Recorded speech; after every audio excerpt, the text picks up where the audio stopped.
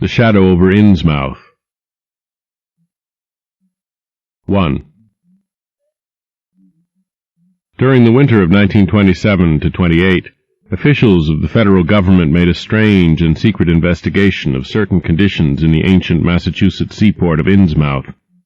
The public first learned of it in February, when a vast series of raids and arrests occurred, followed by the deliberate burning and dynamiting, under suitable precautions, of an enormous number of crumbling, worm-eaten, and supposedly empty houses along the abandoned waterfront. Uninquiring souls let this occurrence pass as one of the major clashes in a spasmodic war on liquor. Keener news followers, however, wondered at the prodigious number of arrests, the abnormally large force of men used in making them, and the secrecy surrounding the disposal of the prisoners. No trials or even definite charges were reported, nor were any of the captives seen thereafter in the regular jails of the nation.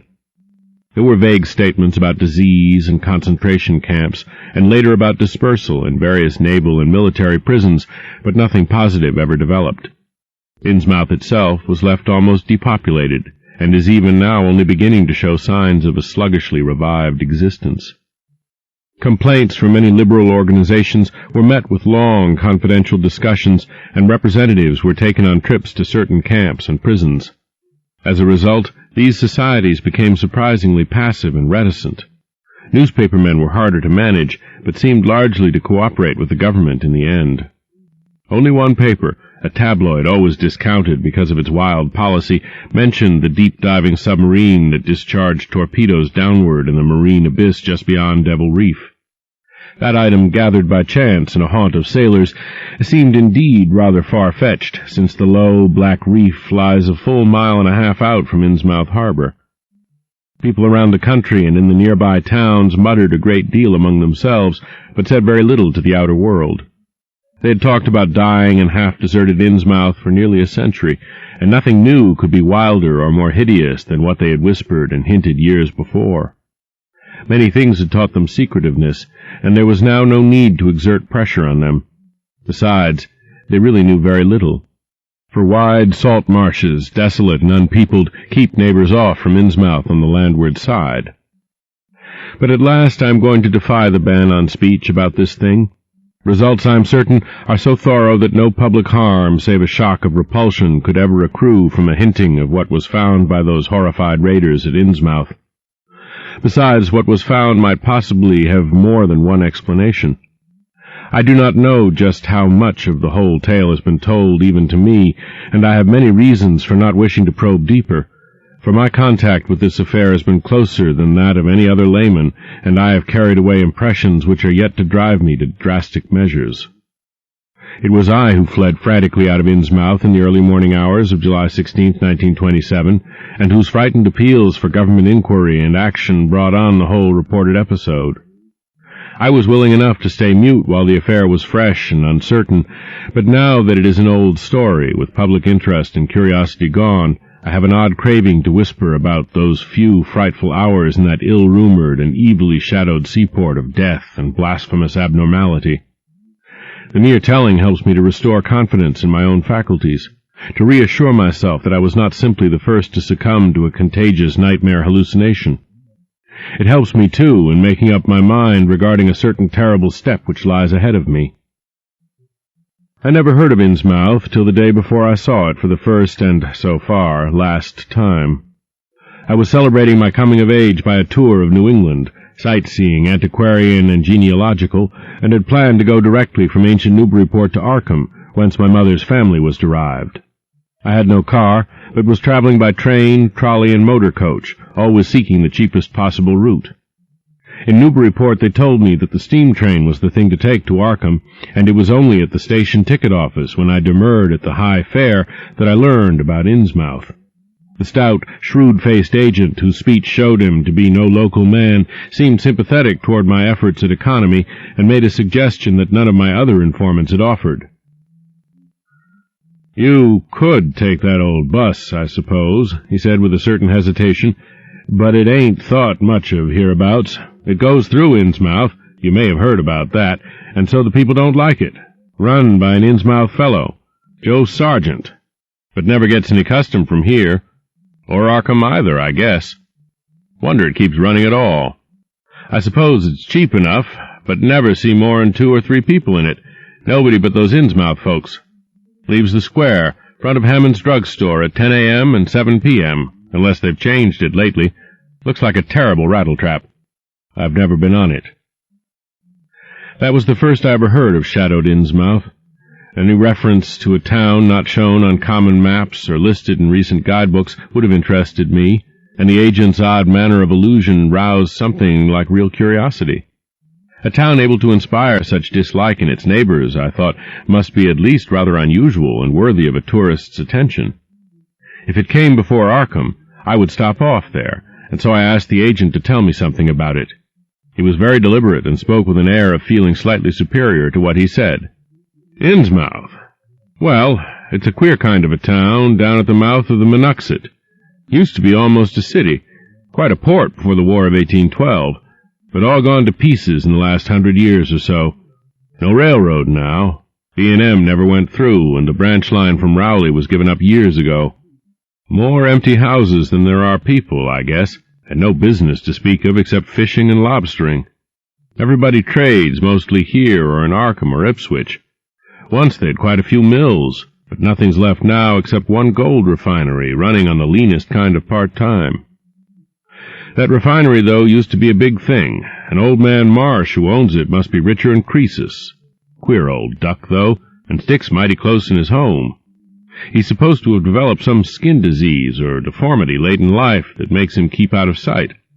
Grandson of Captain Obed Marsh, who founded the business. His mother seems to have been some kind of foreigner, they say a South Sea Islander, so everybody raised Cain when he married an Ipswich girl 50 years ago. They always do that about Innsmouth people, and folks here and hereabouts always try to cover up any Innsmouth blood they have in them. But Marsh's children and grandchildren look just like anyone else so far as I can see. I've had 'em pointed out to me here, though, come to think of it, the elder children don't seem to be around lately. Never saw the old man. And why is everybody so down on Innsmouth?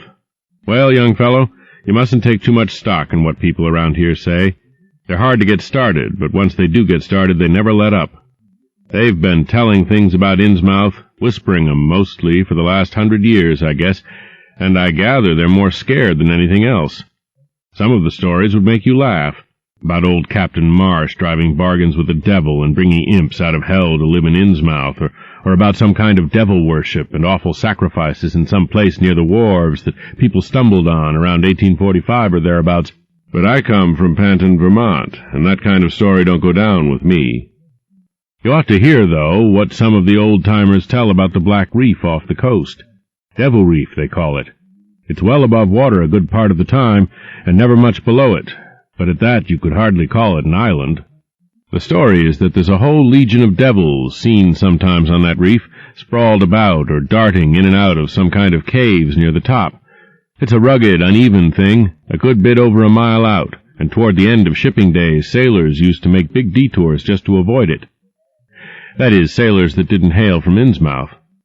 One of the things they had against old Captain Marsh was that he was supposed to land on it sometimes at night when the tide was right. Maybe he did, for I dare say the rock formation was interesting, and it's just barely possible he was looking for pirate loot and maybe finding it, but there was talk of his dealing with demons there. Fact is, I guess on the whole it was really the captain that gave the bad reputation to the reef. That was before the big epidemic of 1846, when over half the folks in Innsmouth was carried off. They never did quite figure out what the trouble was, but it was probably some foreign kind of disease brought from China or somewhere by the shipping. It surely was bad enough. There was riots over it, and all sorts of ghastly doings that I don't believe ever got outside of town, and it left the place in awful shape. Never came back. There can't be more than 300 or 400 people living there now. But the real thing behind the way folks feel is simply race prejudice, and I don't say I'm blaming those that hold it. I hate those Innsmouth folks myself, and I wouldn't care to go to their town. I suppose you know, though I can see you're a Westerner by your talk, what a lot our New England ships used to have to do with queer ports in Africa, Asia, the South Seas, and everywhere else, and what queer kinds of people they sometimes brought back with them. You've probably heard about the Salem man that came home with a Chinese wife. and maybe you know there's still a bunch of Fiji Islanders somewhere around Cape Cod. Well, there must be something like that back of the Innsmouth people.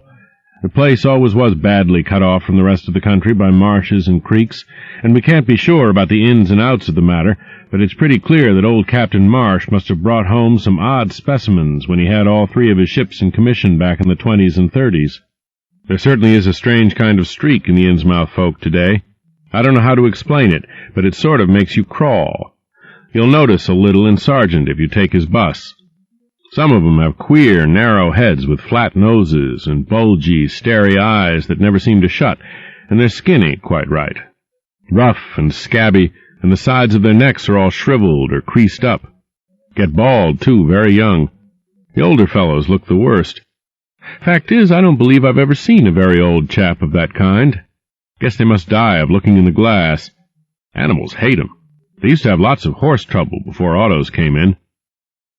Nobody around here or in Arkham or Ipswich will have anything to do with them, and they act kind of offish themselves when they come to town or when anyone tries to fish on their grounds. Queer how fish are always thick off Innsmouth Harbor when there ain't any anywhere else around. But just try to fish there yourself and see how the folks chase you off. Those people used to come here on the railroad, walking and taking the train at Rowley after the branch was dropped, but now they use that bus. Yes, there's a hotel in Innsmouth called the Gilman House, but I don't believe it can amount to much. I wouldn't advise you to try it. Better stay over here and take the 10 o'clock bus tomorrow morning. Then you can get an evening bus there for Arkham at 8 o'clock. There was a factory inspector who stopped at the Gilman a couple of years ago, and he had a lot of unpleasant hints about the place. Seems they get a queer crowd there, but this fellow heard voices in the other rooms, though most of 'em was empty, that gave him the shivers. It was foreign talk, he thought, but he said the bad thing about it was the kind of voice that sometimes spoke. It sounded so unnatural, slopping-like, he said, that he didn't dare undress and go to sleep, just waited up and lit out the first thing in the morning. The talk went on most all night. This fellow, Casey his name was, had a lot to say about how the Innsmouth folks watched him and seemed kind of on guard. He found the Marsh refinery a queer place. It's in an old mill on the lower falls of the Monuxet. What he said tallied up with what I'd heard. Books in bad shape and no clear account of any kind of dealings. You know, it's always been a kind of mystery where the Marshes get the gold they refine. They've never seemed to do much buying in that line, but years ago they shipped out an enormous lot of ingots. Used to be talk of a queer, foreign kind of jewelry that the sailors and refinery men sometimes sold on the sly, or that was seen once or twice on some of the Marsh women folks. People allowed maybe old Captain Obed traded for it in some heathen port, especially since he was always ordering stacks of glass beads and trinkets such as seafaring men used to get for native trade. Others thought and still think he'd found an old pirate cache out on Devil Reef. But here's a funny thing. The old captain's been dead these 60 years, and there ain't been a good-sized ship out of the place since the Civil War. But just the same, the Marshes still keep on buying a few of those native trade things, mostly glass and rubber gewgaws, they tell me. Maybe the Innsmouth folk like 'em to look at themselves. God knows they've got to be about as bad as South Sea cannibals and Guinea savages. That plague of '46 must have taken off the best blood in the place. Anyway, they're a doubtful lot now, and the Marshes and the other rich folks are as bad as any. As I told you, there probably ain't more than 400 people in the whole town, in spite of all the streets they say there are. I guess they're what they call white trash down south, lawless and sly and full of secret doings. They get a lot of fish and lobsters and do exporting by truck. Queer how the fish swarm right there and nowhere else. Nobody can ever keep track of these people, and state school officials and census men have a devil of a time. You can bet that prying strangers ain't welcome around Innsmouth. I've heard personally of more than one business or government man that's disappeared there, and there's loose talk of one who went crazy and is out at Danvers now. They must have fixed up some awful scare for that fellow. That's why I wouldn't go at night if I was you. I've never been there, and have no wish to go, but I guess a daytime trip couldn't hurt you, even though the people hereabouts will advise you not to make it. If you're just sightseeing and looking for old-time stuff, Innsmouth ought to be quite a place for you. And so I spent part of that evening at the Newburyport Public Library looking up data about Innsmouth. When I had tried to question the natives in the shops, the lunchroom, the garages, and the fire station, I had found them even harder to get started than the ticket agent had predicted, and realized that I could not spare the time to overcome their first instinctive reticences. They had a kind of obscure suspiciousness, as if there were something amiss with anyone too much interested in Innsmouth. At the YMCA where I was stopping, the clerk merely discouraged my going to such a dismal, decadent place, and the people at the library showed much the same attitude. Clearly, in the eyes of the educated, Innsmouth was merely an exaggerated case of civic degeneration. The Essex County histories on the library shelves had very little to say, except that the town was founded in 1643, noted for shipbuilding before the Revolution, a seat of great marine prosperity in the early 19th century, and later a minor factory center using the Monuxet as power. The epidemic and riots of 1846 were very sparsely treated, as if they formed a discredit to the county. References to decline were few, though the significance of the later record was unmistakable. After the Civil War, all industrial life was confined to the Marsh Refining Company, and the marketing of gold ingots formed the only remaining bit of major commerce aside from the eternal fishing. That fishing paid less and less as the price of the commodity fell and large-scale corporations offered competition. But there was never a dearth of fish around Innsmouth harbor. Foreigners seldom settled there, and there was some discreetly veiled evidence that a number of Poles and Portuguese who had tried it had been scattered in a peculiarly drastic fashion. Most interesting of all was a glancing reference to the strange jewelry vaguely associated with Innsmouth. It had evidently impressed the whole countryside more than a little, for mention was made of specimens in the Museum of Miskatonic University at Arkham, and in the display room of the Newburyport Historical Society. The fragmentary descriptions of these things were bald and prosaic, but they hinted to me an undercurrent of persistent strangeness. Something about them seemed so odd and provocative that I could not put them out of my mind, and despite the relative lateness of the hour, I resolved to see the local sample, said to be a large, queerly proportioned thing evidently meant for a tiara, if it could possibly be arranged. The librarian gave me a note of introduction to the curator of the society, a Miss Anna Tilton, who lived nearby, and after a brief explanation, that ancient gentlewoman was kind enough to pilot me into the closed building, since the hour was not outrageously late. The collection was a notable one indeed, but in my present mood I had eyes for nothing but the bizarre object, which glistened in a corner cupboard under the electric lights.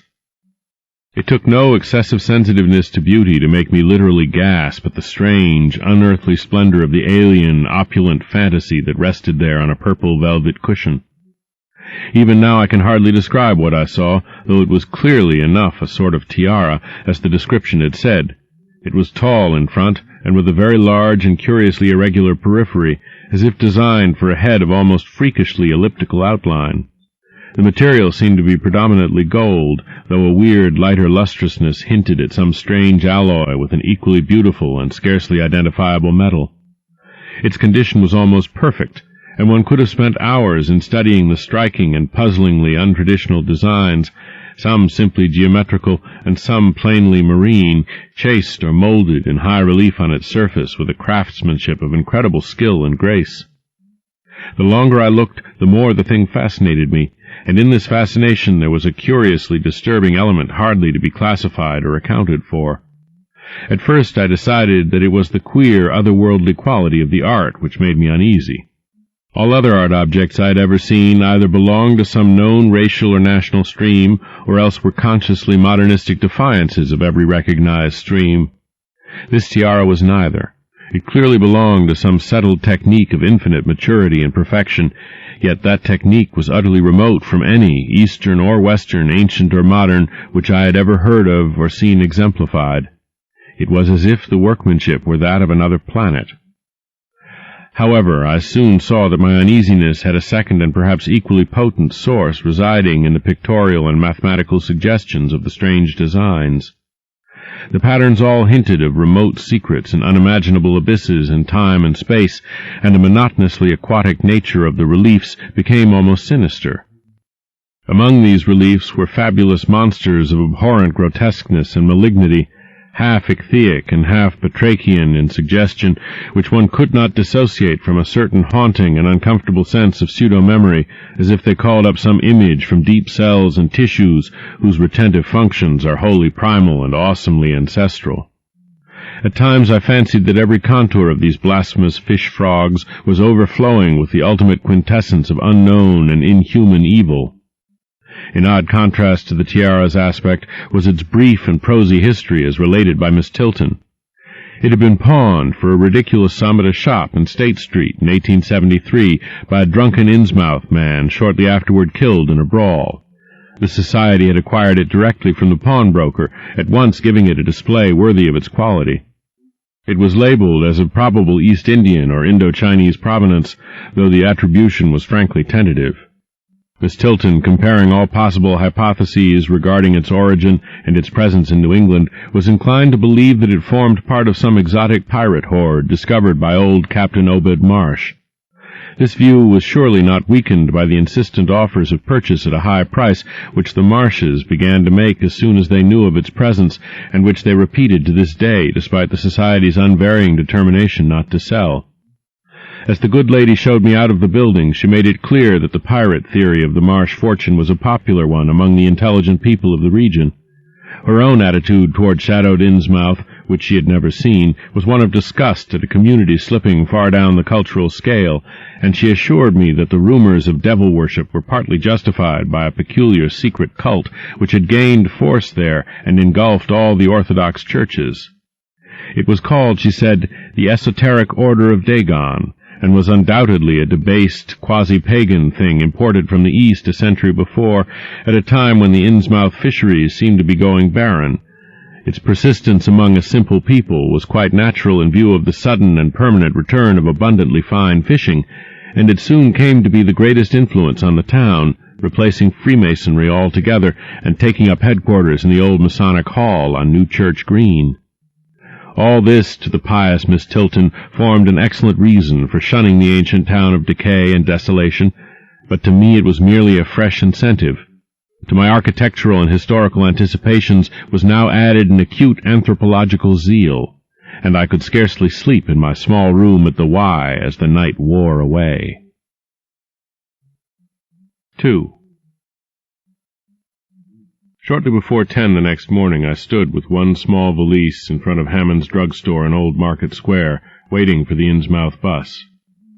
As the hour for its arrival drew near, I noticed a general drift of the loungers to other places up the street, or to the ideal lunch across the square.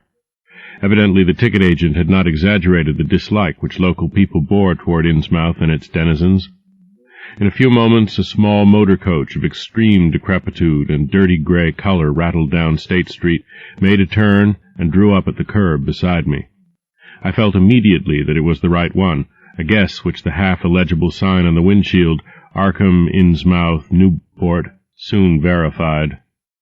There were only 3 passengers, dark, unkempt men of sullen visage and somewhat youthful cast, and when the vehicle stopped they clumsily shambled out and began walking up State Street in a silent, almost furtive fashion. The driver also alighted, and I watched him as he went into the drugstore to make some purchase. This, I reflected, must be the Joe Sargent mentioned by the ticket agent, and even before I noticed any details there spread over me a wave of spontaneous aversion which could be neither checked nor explained. It suddenly struck me as very natural that the local people should not wish to ride on a bus owned and driven by this man, or to visit any oftener than possible the habitat of such a man and his kinsfolk. When the driver came out of the store I looked at him more carefully and tried to determine the source of my evil impression. He was a thin, stoop-shouldered man not much under 6 feet tall, dressed in shabby blue civilian clothes and wearing a frayed gray golf cap. His age was perhaps 35, but the odd, deep creases in the side of his neck made him seem older when one did not study his dull, expressionless face. He had a narrow head, bulging, watery blue eyes that seemed never to wink, a flat nose, a receding forehead and chin, and singularly undeveloped ears. His long, thick lip and coarse-pored grayish cheeks seemed almost beardless, except for some sparse yellow hairs that straggled and curled in irregular patches, and in places the surface seemed queerly irregular, as if peeling from some cutaneous disease. His hands were large and heavily veined, and had a very unusual grayish-blue tinge. The fingers were strikingly short in proportion to the rest of the structure, and seemed to have a tendency to curl closely into the huge palm. As he walked toward the bus, I observed his peculiarly shambling gait, and saw that his feet were inordinately immense. The more I studied them, the more I wondered how he could buy any shoes to fit them. A certain greasiness about the fellow increased my dislike.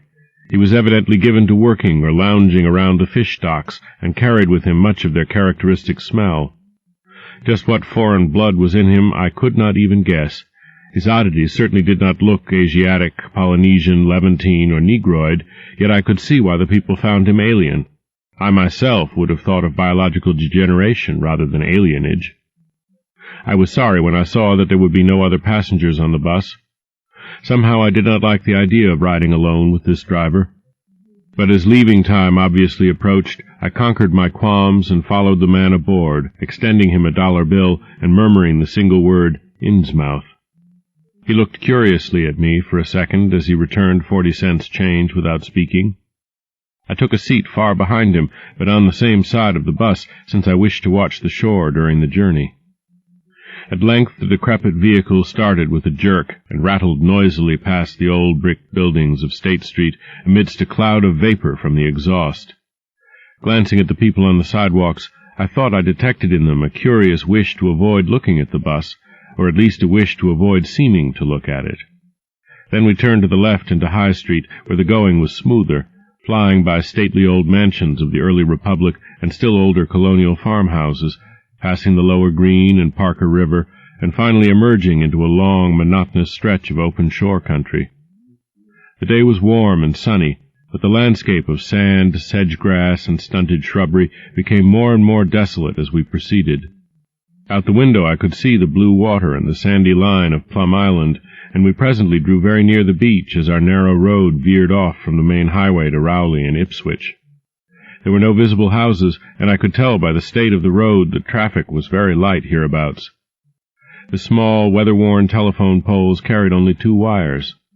Now and then we crossed crude wooden bridges over tidal creeks that wound far inland and promoted the general isolation of the region. Once in a while I noticed dead stumps and crumbling foundation walls above the drifting sand, and recalled the old tradition quoted in one of the histories I had read that this was once a fertile and thickly settled countryside.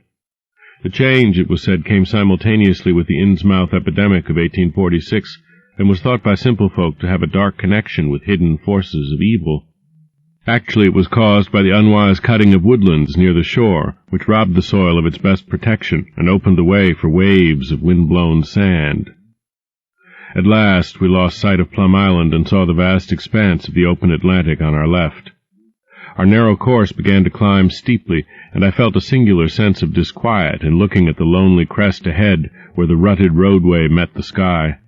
It was as if the bus were about to keep on in its ascent, leaving the sane earth altogether and merging with the unknown arcana of upper air and cryptical sky. The smell of the sea took on ominous implications, and the silent driver's bent, rigid back and narrow head became more and more hateful. As I looked at him, I saw that the back of his head was almost as hairless as his face, having only a few straggling yellow strands upon a gray, scabrous surface.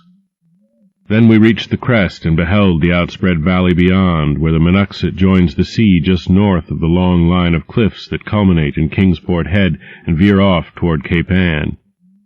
On the far, misty horizon I could just make out the dizzy profile of the head, topped by the queer ancient house of which so many legends are told, but for the moment all my attention was captured by the nearer panorama just below me. I had, I realized, come face to face with rumor-shadowed Innsmouth. It was a town of wide extent and dense construction, yet one with a portentous dearth of visible life.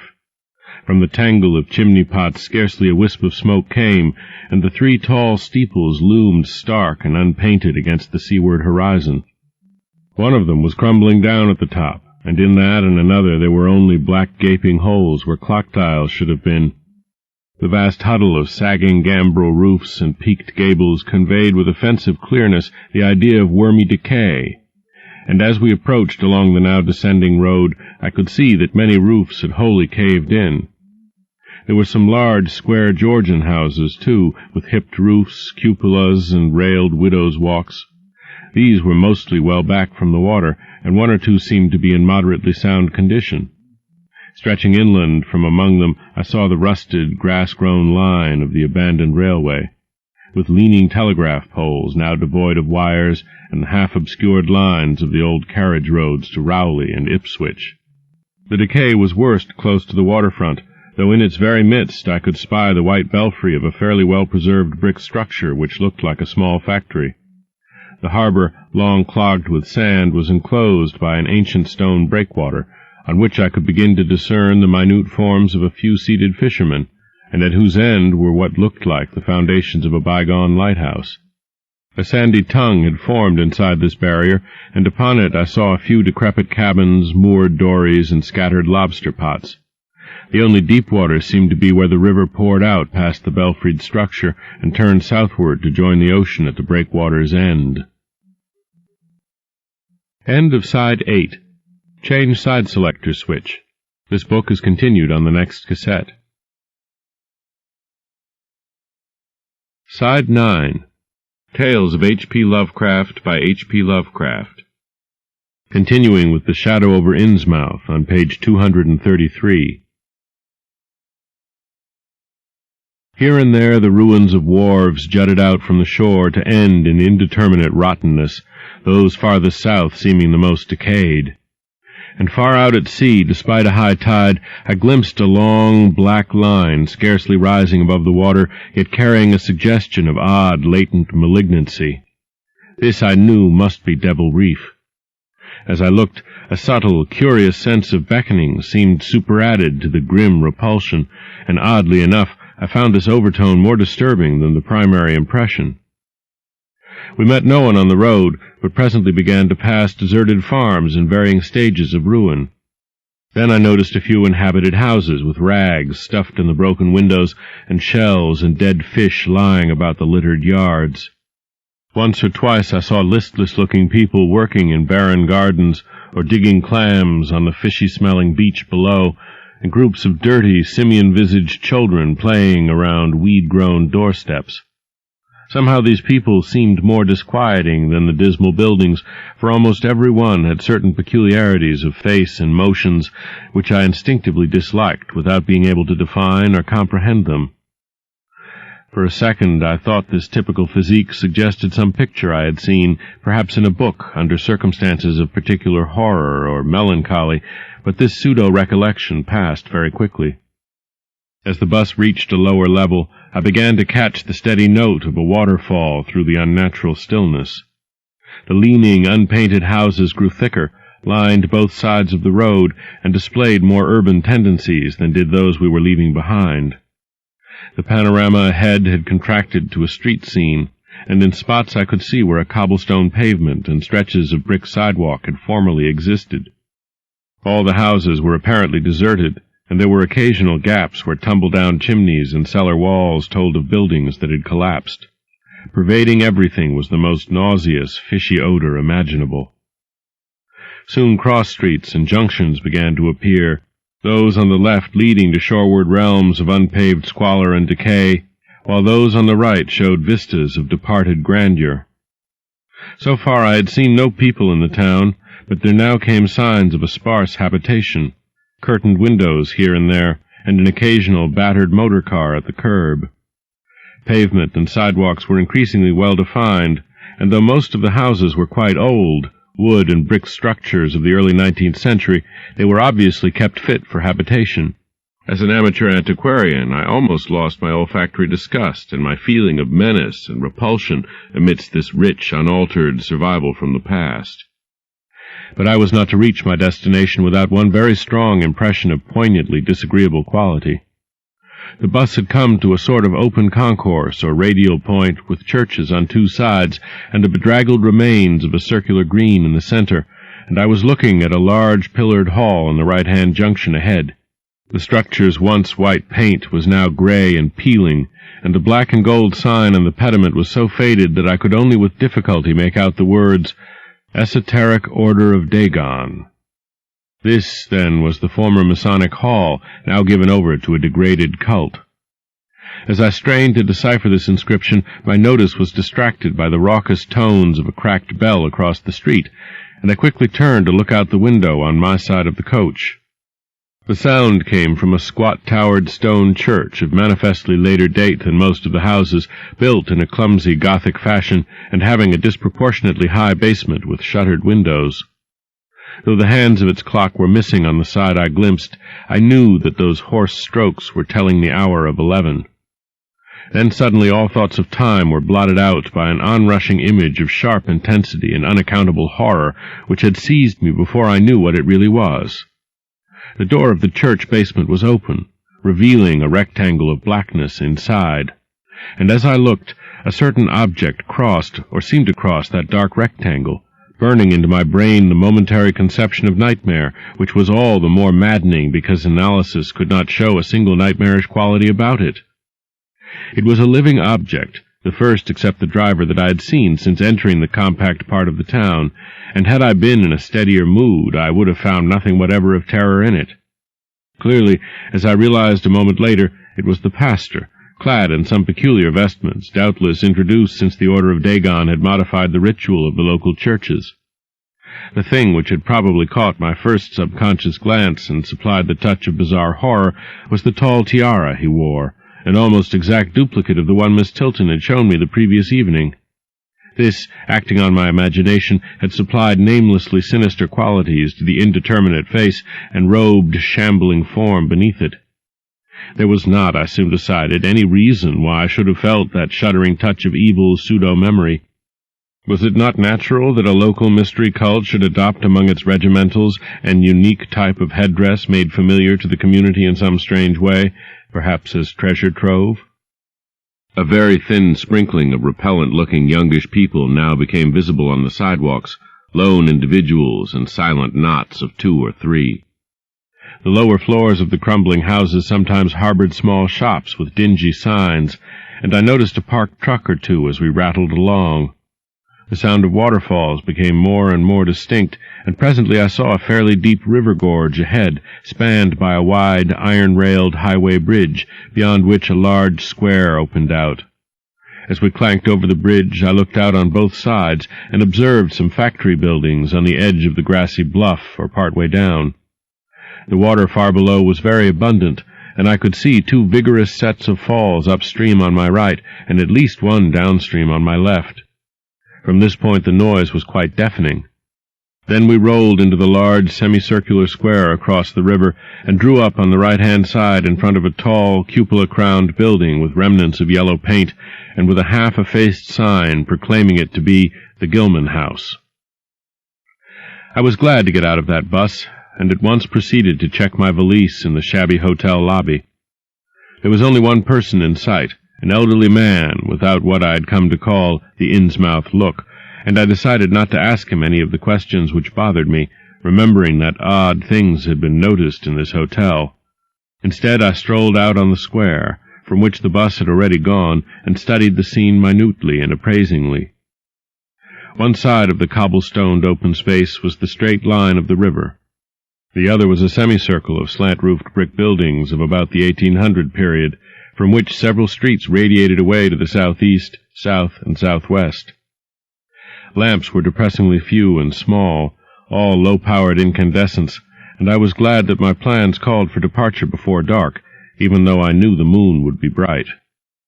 The buildings were all in fair condition, and included perhaps a dozen shops in current operation, of which one was a grocery of the First National chain, others a dismal restaurant, a drugstore, and a wholesale fish dealer's office, and still another, at the eastern extremity of the square near the river, an office of the town's only industry, the Marsh Refining Company. There were perhaps 10 people visible, and 4 or 5 automobiles and motor trucks stood scattered about. I did not need to be told that this was the civic center of Innsmouth. Eastward I could catch blue glimpses of the harbor against which rose the decaying remains of 3 once beautiful Georgian steeples, and toward the shore on the opposite bank of the river I saw the white belfry surmounting what I took to be the Marsh Refinery. For some reason or other I chose to make my first inquiries at the chain grocery, whose personnel was not likely to be native to Innsmouth. I found a solitary boy of about 17 in charge, and was pleased to note the brightness and affability which promised cheerful information. He seemed exceptionally eager to talk, and I soon gathered that he did not like the place, its fishy smell, or its furtive people. A word with any outsider was a relief to him. He hailed from Arkham, boarded with a family who came from Ipswich, and went back home whenever he got a moment off. His family did not like him to work in Innsmouth, but the chain had transferred him there, and he did not wish to give up his job. There was, he said, no public library or chamber of commerce in Innsmouth, but I could probably find my way about. The street I had come down was Federal. West of that were the fine old residence streets, Broad, Washington, Lafayette, and Adams, and east of it were the shoreline slums. It was in these slums, along Main Street, that I would find the old Georgian churches, but they were all long abandoned. It would be well not to make oneself too conspicuous in such neighborhoods, especially north of the river, since the people were sullen and hostile. Some strangers had even disappeared. Certain spots were almost forbidden territory, as he had learned at considerable cost. One must not, for example, linger much around the Marsh refinery, or around any of the still-used churches, or around the pillared Order of Dagon Hall at New Church Green. Those churches were very odd, all violently disavowed by their respective denominations elsewhere, and apparently using the queerest kind of ceremonials and clerical vestments. Their creeds were heterodox and mysterious, involving hints of certain marvelous transformations leading to bodily immortality, of a sort, on this earth. The youth's own pastor, Dr. Wallace of Asbury M.E. Church in Arkham, had gravely urged him not to join any church in Innsmouth. As for the Innsmouth people, the youth hardly knew what to make of them. They were as furtive and seldom seen as animals that live in burrows, and one could hardly imagine how they passed the time apart from their desultory fishing. Perhaps, judging from the quantities of bootleg liquor they consumed, they lay for most of the daylight hours in an alcoholic stupor. They seemed sullenly banded together in some sort of fellowship and understanding, despising the world as if they had access to other and preferable spheres of entity. Their appearance, especially those staring, unwinking eyes which one never saw shut, was certainly shocking enough, and their voices were disgusting. It was awful to hear them chanting in their churches at night, and especially during their main festivals or revivals, which fell twice a year, on April 30th and October 31st. They were very fond of the water, and swam a great deal in both river and harbor. Swimming races out to Devil Reef were very common, and everyone in sight seemed well able to share in this arduous sport. When one came to think of it, it was generally only rather young people who were seen about in public, and of these the oldest were apt to be the most tainted-looking. When exceptions did occur, they were mostly persons with no trace of aberrancy, like the old clerk at the hotel. One wondered what became of the bulk of the older folk, and whether the Innsmouth look were not a strange and insidious disease phenomenon which increased its hold as years advanced. Only a very rare affliction, of course, could bring about such vast and radical anatomical changes in a single individual after maturity, changes involving osseous factors as basic as the shape of the skull. But then even this aspect was no more baffling and unheard of than the visible features of the malady as a whole. It would be hard, the youth implied, to form any real conclusions regarding such a matter, since one never came to know the natives personally, no matter how long one might live in Innsmouth. The youth was certain that many specimens even worse than the worst visible ones were kept locked indoors in some places. People sometimes heard the queerest kind of sounds. The tottering waterfront hovels north of the river were reputedly connected by hidden tunnels, being thus a veritable warren of unseen abnormalities. What kind of foreign blood, if any, these beings had, it was impossible to tell. They sometimes kept certain especially repulsive characters out of sight when government agents and others from the outside world came to town. It would be of no use, my informant said, to ask the natives anything about the place. The only one who would talk was a very aged but normal-looking man who lived at the poorhouse on the north rim of the town and spent his time walking about or lounging around the fire station. This hoary character, Zadok Allen, was 96 years old and somewhat touched in the head, besides being the town drunkard. He was a strange, furtive creature who constantly looked over his shoulder as if afraid of something, and when sober could not be persuaded to talk at all with strangers. He was, however, unable to resist any offer of his favorite poison, and once drunk would furnish the most astonishing fragments of whispered reminiscence. After all, though, little useful data could be gained from him, since his stories were all insane, incomplete hints of impossible marvels and horrors which could have no source save in his own disordered fancy. Nobody believed him, but the natives did not like him to drink and talk with strangers, and it was not always safe to be seen questioning him. It was probably from him that some of the wildest popular whispers and delusions were derived. Several non-native residents had reported monstrous glimpses from time to time, but between old Zadok's tales and the malformed denizens, it was no wonder such illusions were current. None of the non-natives ever stayed out late at night, there being a widespread impression that it was not wise to do so. Besides, the streets were loathsomely dark. As for business, the abundance of fish was certainly almost uncanny, but the natives were taking less and less advantage of it. Moreover, prices were falling and competition was growing. Of course, the town's real business was the refinery, whose commercial office was on the square only a few doors east of where we stood. Old Man Marsh was never seen, but sometimes went to the works in a closed, curtained car. There were all sorts of rumors about how Marsh had come to look. He had once been a great dandy, and people said he still wore the frock-coated finery of the Edwardian age, curiously adapted to certain deformities. His sons had formerly conducted the office in the square, but latterly they had been keeping out of sight a good deal and leaving the brunt of affairs to the younger generation. The sons and their sisters had come to look very queer, especially the elder ones, and it was said that their health was failing. One of the Marsh daughters was a repellent, reptilian-looking woman who wore an excess of weird jewelry, clearly of the same exotic tradition as that to which the strange tiara belonged. My informant had noticed it many times, and had heard it spoken of as coming from some secret horde, either of pirates or of demons. The clergymen, or priests, or whatever they were called nowadays, also wore this kind of ornament as a headdress, but one seldom caught glimpses of them. Other specimens the youth had not seen, though many were rumored to exist around Innsmouth. The Marshes, together with the other 3 gently bred families of the town, the Waits, the Gilmans, and the Elliots, were all very retiring. They lived in immense houses along Washington Street, and several were reputed to harbor in concealment certain living kinsfolk whose personal aspect forbade public view, and whose deaths had been reported and recorded. Warning me that many of the street signs were down, the youth drew for my benefit a rough but ample and painstaking sketch map of the town's salient features. After a moment's study, I felt sure that it would be of great help, and pocketed it with profuse thanks. Disliking the dinginess of the single restaurant I had seen, I bought a fair supply of cheese crackers and ginger wafers to serve as a lunch later on. My program, I decided, would be to thread the principal streets, talk with any non-natives I might encounter, and catch the 8 o'clock coach for Arkham. The town, I could see, formed a significant and exaggerated example of communal decay, but being no sociologist, I would limit my serious observations to the field of architecture. Thus I began my systematic, though half-bewildered tour of Innsmouth's narrow, shadow-blighted ways. Crossing the bridge and turning toward the roar of the lower falls, I passed close to the Marsh refinery, which seemed oddly free from the noise of industry. This building stood on the steep river bluff near a bridge and an open confluence of streets which I took to be the earliest civic center, displaced after the Revolution by the present town square.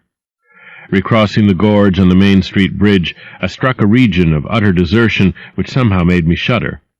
Collapsing huddles of gambrel roofs formed a jagged and fantastic skyline, above which rose the ghoulish, decapitated steeple of an ancient church. Some houses along Main Street were tenanted, but most were tightly boarded up. Down unpaved side streets I saw the black, gaping windows of deserted hovels, many of which leaned at perilous and incredible angles through the sinking of part of the foundations. Those windows stared so spectrally that it took courage to turn eastward toward the waterfront. Certainly the terror of a deserted house swells in geometrical rather than arithmetical progression as houses multiply to form a city of stark desolation. The sight of such endless avenues of fishy-eyed vacancy and death, and the thought of such linked infinities of black, brooding compartments given over to cobwebs and memories and the conqueror worm, start up vestigial fears and aversions that not even the stoutest philosophy can disperse. Fish Street was as deserted as Main, though it differed in having many brick and stone warehouses still in excellent shape. Water Street was almost its duplicate, save that there were great seaward gaps where wharves had been. Not a living thing did I see, except for the scattered fishermen on the distant breakwater, and not a sound did I hear, save the lapping of the harbor tides and the roar of the falls and the Monuxet. The town was getting more and more on my nerves, and I looked behind me furtively as I picked my way back over the tottering Water Street Bridge. The Fish Street Bridge, according to the sketch, was in ruins. North of the city there were traces of squalid life, active fish-packing houses in Water Street, smoking chimneys and patched roofs here and there, occasional sounds from indeterminate sources, and infrequent shambling forms in the dismal streets and unpaved lanes, but I seemed to find this even more oppressive than the southerly desertion. For one thing, the people were more hideous and abnormal than those near the center of the town, so that I was several times evilly reminded of something utterly fantastic which I could not quite place. Undoubtedly the alien strain in the Innsmouth folk was stronger here than farther inland, unless indeed the Innsmouth look were a disease rather than a blood strain, in which case this district might be held to harbor the more advanced cases. One detail that annoyed me was the distribution of the few faint sounds I heard. They ought naturally to have come wholly from the visibly inhabited houses, yet in reality were often strongest inside the most rigidly boarded-up facades. There were creakings, scurryings, and hoarse, doubtful noises, and I thought uncomfortably about the hidden tunnels suggested by the grocery boy. Suddenly I found myself wondering what the voices of those denizens would be like. I had heard no speech so far in this quarter, and was unaccountably anxious not to do so. Pausing only long enough to look at two fine but ruinous old churches at Main and Church Streets, I hastened out of that vile waterfront slum. My next logical goal was New Church Green, but somehow or other I could not bear to repass the church in whose basement I had glimpsed the inexplicably frightening form of that strangely diademed priest or pastor. Besides, the grocery youth had told me that the churches, as well as the Order of Dagon Hall, were not advisable neighborhoods for strangers. Accordingly, I kept north along Main to Martin, then turning inland, crossing Federal Street safely north of the Green, and entering the decayed patrician neighborhood of Northern Broad, Washington, Lafayette, and Adams Streets. Though these stately old avenues were ill-surfaced and unkempt, their elm-shaded dignity had not entirely departed. Mansion after mansion claimed my gaze, most of them decrepit and boarded up amidst neglected grounds, but one or two in each street showing signs of occupancy. In Washington Street there was a row of 4 or 5 in excellent repair and with finely tended lawns and gardens.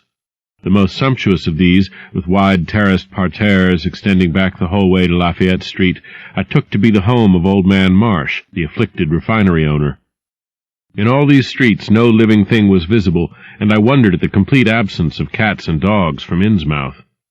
Another thing which puzzled and disturbed me, even in some of the best-preserved mansions, was the tightly shuttered condition of many third-story and attic windows. Furtiveness and secretiveness seemed universal in this hushed city of alienage and death, and I could not escape the sensation of being watched from ambush on every hand by sly, staring eyes that never shut. I shivered as the cracked stroke of 3 sounded from a belfry on my left. Too well did I recall the squat church from which those notes came. Following Washington Street toward the river, I now faced a new zone of former industry and commerce, noting the ruins of a factory ahead, and seeing others with the traces of an old railway station and covered railway bridge beyond, up the gorge on my right. The uncertain bridge now before me was posted with a warning sign, but I took the risk and crossed again to the south bank where traces of life reappeared. Furtive, shambling creatures stared cryptically in my direction, and more normal faces eyed me coldly and curiously. Innsmouth was rapidly becoming intolerable, and I turned down Payne Street toward the square in the hope of getting some vehicle to take me to Arkham before the still distant starting time of that sinister bus. It was then that I saw the tumble-down fire station on my left, and noticed the red-faced, bushy-bearded, watery-eyed old man in nondescript rags who sat on a bench in front of it, talking with a pair of unkempt but not abnormal-looking firemen. This, of course, must be Zadok Allen, the half-crazed, licorice nonagenarian whose tales of old Innsmouth and its shadow were so hideous and incredible. 3.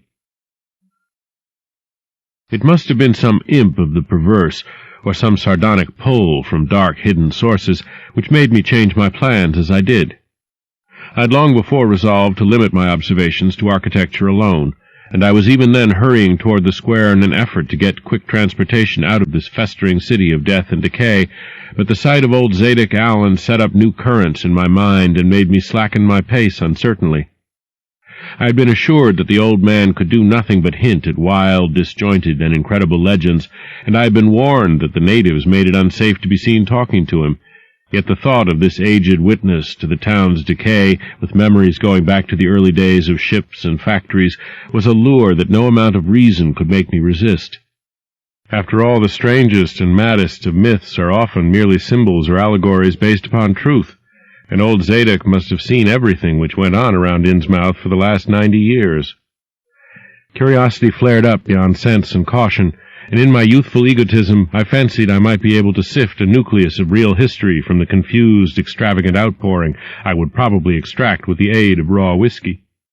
I knew that I could not accost him then and there, for the fireman would surely notice and object. Instead, I reflected, I would prepare by getting some bootleg liquor at a place where the grocery boy had told me it was plentiful. Then I would loaf near the fire station in apparent casualness, and fall in with old Zadok after he had started on one of his frequent rambles. The youth said that he was very restless, seldom sitting around the station for more than an hour or two at a time. A quart bottle of whiskey was easily, though not cheaply, obtained in the rear of a dingy variety store just off the square in Elliott Street. The dirty-looking fellow who waited on me had a touch of the staring Innsmouth look, but was quite civil in his way, being perhaps used to the custom of such convivial strangers, truckmen, gold buyers, and the like, as were occasionally in town.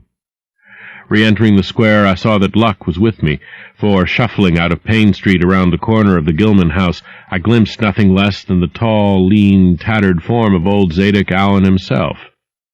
In accordance with my plan, I attracted his attention by brandishing my newly purchased bottle, and soon realized that he had begun to shuffle wistfully after me as I turned into 8th Street on my way to the most deserted region I could think of.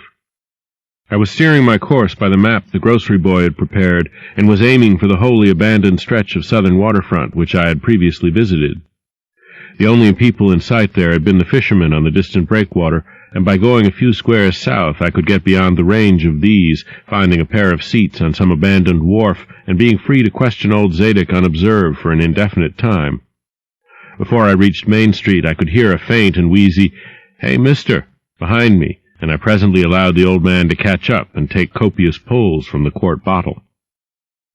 I began putting out feelers as we walked along to Water Street and turned southward amidst the omnipresent desolation and crazily tilted ruins, but found that the aged tongue did not loosen as quickly as I had expected. At length I saw a grass-grown opening toward the sea between crumbling brick walls, with the weedy length of an earth and masonry wharf projecting beyond. Piles of moss-covered stones near the water promised tolerable seats, and the scene was sheltered from all possible view by a ruined warehouse on the north. Here I thought was the ideal place for a long, secret colloquy, so I guided my companion down the lane and picked out spots to sit in among the mossy stones. The air of death and desertion was ghoulish, and the smell of fish almost insufferable, but I was resolved to let nothing deter me. About 4 hours remained for conversation if I were to catch the 8 o'clock coach for Arkham, and I began to dole out more liquor to the ancient tippler, meanwhile eating my own frugal lunch. In my donations I was careful not to overshoot the mark, for I did not wish Zadok's vinous garrulousness to pass into a stupor.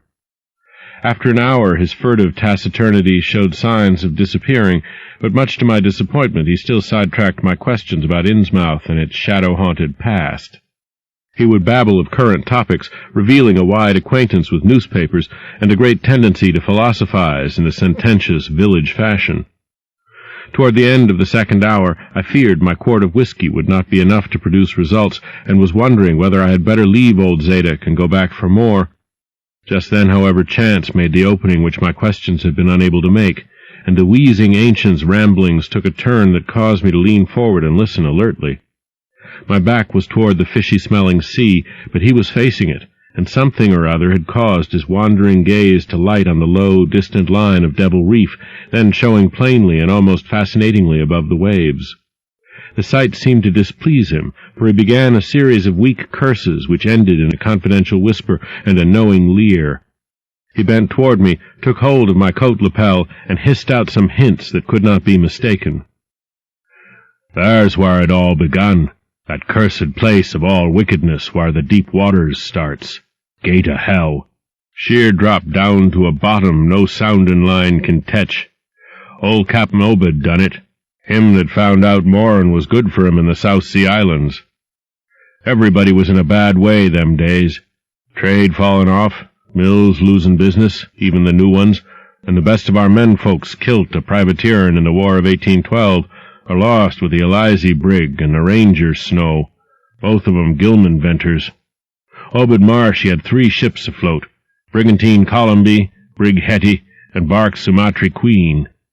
He was the only one as kept on with the East Indian Pacific trade, though Esdras Martin's barkentine Malay Pride made a venture as late as 28.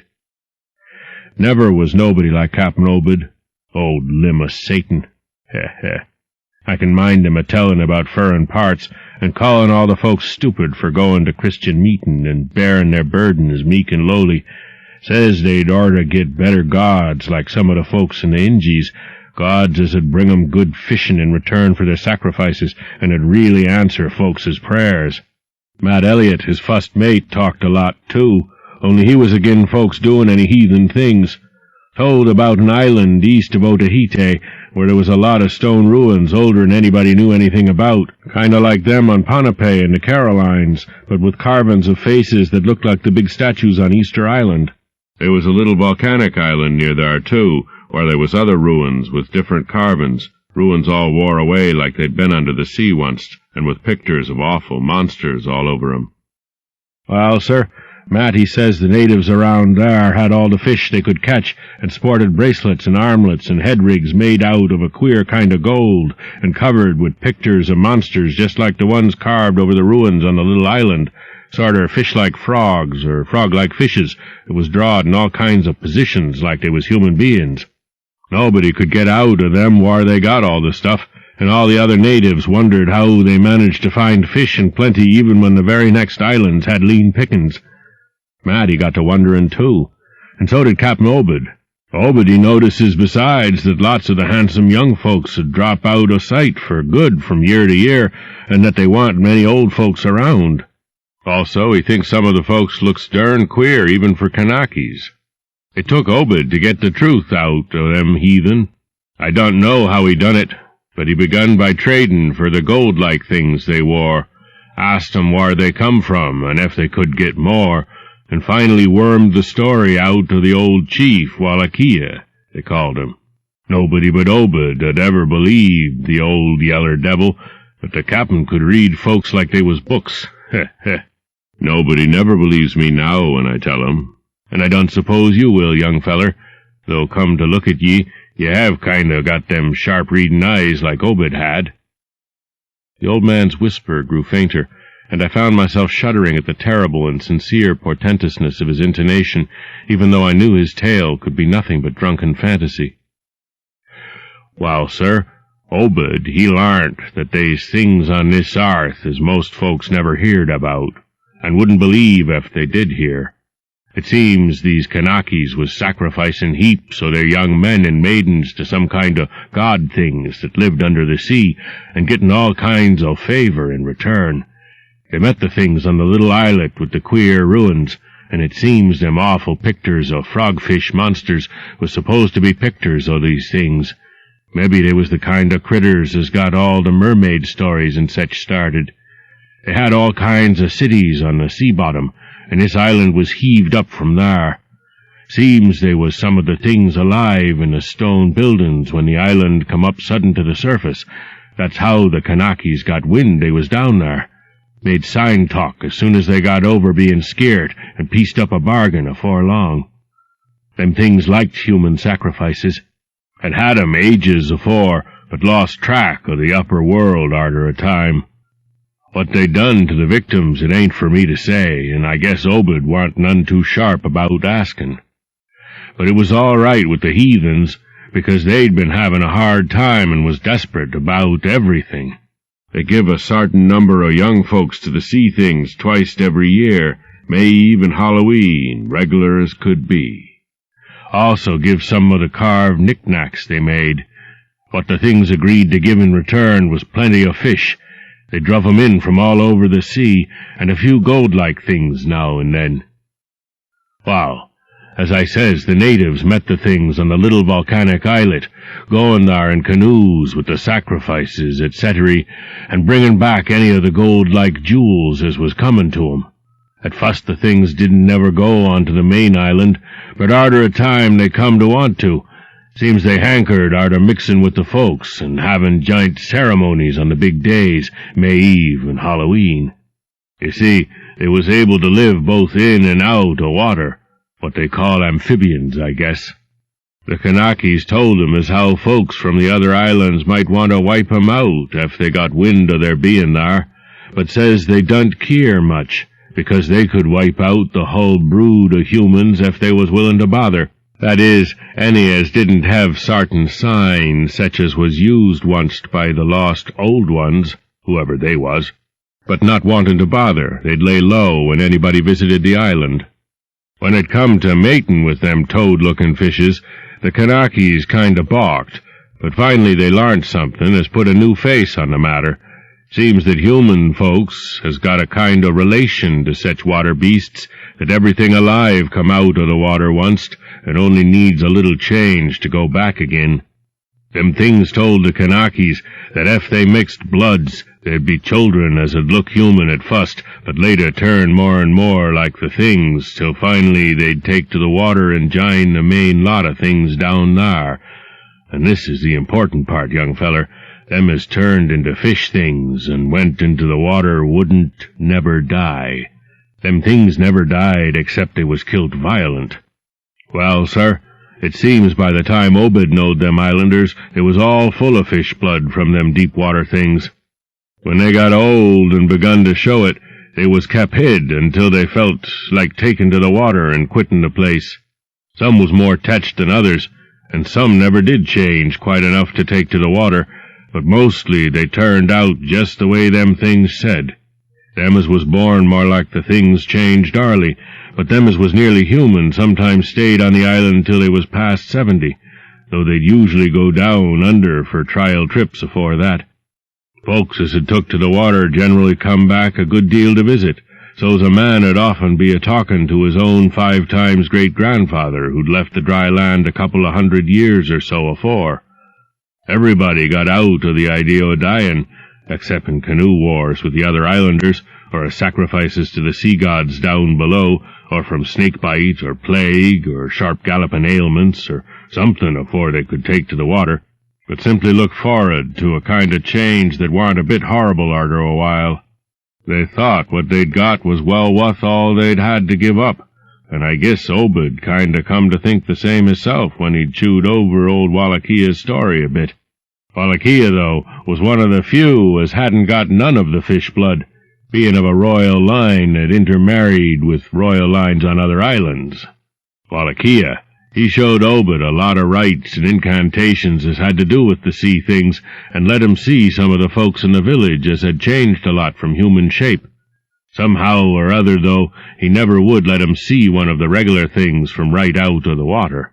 In the end, he give him a funny kind of thingamajig made out of lead or something, that he said would bring up the fish things from any place in the water where they might be a nest of 'em. The idea was to drop it down with the right kind of prayers and such. Wallachiyah allowed as the things was scattered all over the world, so's anybody that looked about could find a nest and bring 'em up if they was wanted. Matt, he didn't like this business at all, and wanted Obed should keep away from the island. But the captain was sharp for gain, and found he could get them gold-like things so cheap it'd pay him to make a specialty of 'em. Things went on that way for years, and Obed got enough of that gold-like stuff to make him start the refinery in Waite's old run-down fullin' mill. He didn't dast sell the pieces like they was, for folks would be all the time asking questions. All the same, his crews would get a piece and dispose of it now and then, even though they was swore to keep quiet, and he let his women folks wear some of the pieces as was more human-like than most. Well, come about 38, when I was 7-year-old, Obed, he found the island people all wiped out between voyages. Seems the other islanders had got wind of what was going on, and had took matters into their own hands. S'pose they must ha' had, arter all. Them old magic signs, as the sea thing says, was the only things they was afeard of. No tellin' what any of them Kanakas will chance to get a holt of when the sea bottom throws up some island with ruins older'n the deluge. Pious cusses, these was. They didn't leave nothin' standin' on either the main island or the little volcanic islet, except what parts of the ruins was too big to knock down. In some places they was little stones strewed about, like charms, with somethin' on 'em like what you call a swastika nowadays. Probably them was the old ones' signs. Folks all wiped out. No trace or no gold-like things, and none of the nearby Kanakas 'ud breathe a word about the matter. Wouldn't even admit they'd ever been people on that island. That naturally hit Obed pretty hard, seein' as his normal trade was doin' very poor. It hit the whole of Innsmouth, too, because in seafarin' days what profited the master of a ship generally profited the crew proportionate. Most of the folks around the town took the hard times kind of sheep-like and resigned, but they was in bad shape because the fishin' was peterin' out and the mills wa'n't doin' none too well. Then's the time Obed he begun a-cursin' at the folks for bein' dull sheep and prayin' to a Christian heaven as didn't help 'em none. He told 'em he'd knowed of folks as prayed to gods that give something you really need, and says if a good bunch of men 'ud stand by him, he could maybe get a holt of certain powers as 'ud bring plenty of fish and quite a bit of gold. Of course, them as sarved on the Sumatry Queen and seed the island knowed what he meant, and wa'n't none too anxious to get close to see things like they'd heerd tell on, but them as didn't know what 'twas all about got kind of swayed by what Obed had to say, and begun to ask him what he could do to set 'em on the way to the faith as 'ud bring 'em results. Here the old man faltered, mumbled, and lapsed into a moody and apprehensive silence, glancing nervously over his shoulder, and then turning back to stare fascinatedly at the distant black reef. When I spoke to him he did not answer, so I knew I would have to let him finish the bottle. The insane yarn I was hearing interested me profoundly, for I fancied there was contained within it a sort of crude allegory based upon the strangeness of Innsmouth and elaborated by an imagination at once creative and full of scraps of exotic legend. Not for a moment did I believe that the tale had any really substantial foundation, but nonetheless the account held a hint of genuine terror, if only because it brought in references to strange jewels clearly akin to the malign tiara I had seen at Newburyport. Perhaps the ornaments had, after all, come from some strange island, and possibly the wild stories were lies of the bygone Obed himself, rather than of this antique toper. I handed Zadok the bottle, and he drained it to the last drop.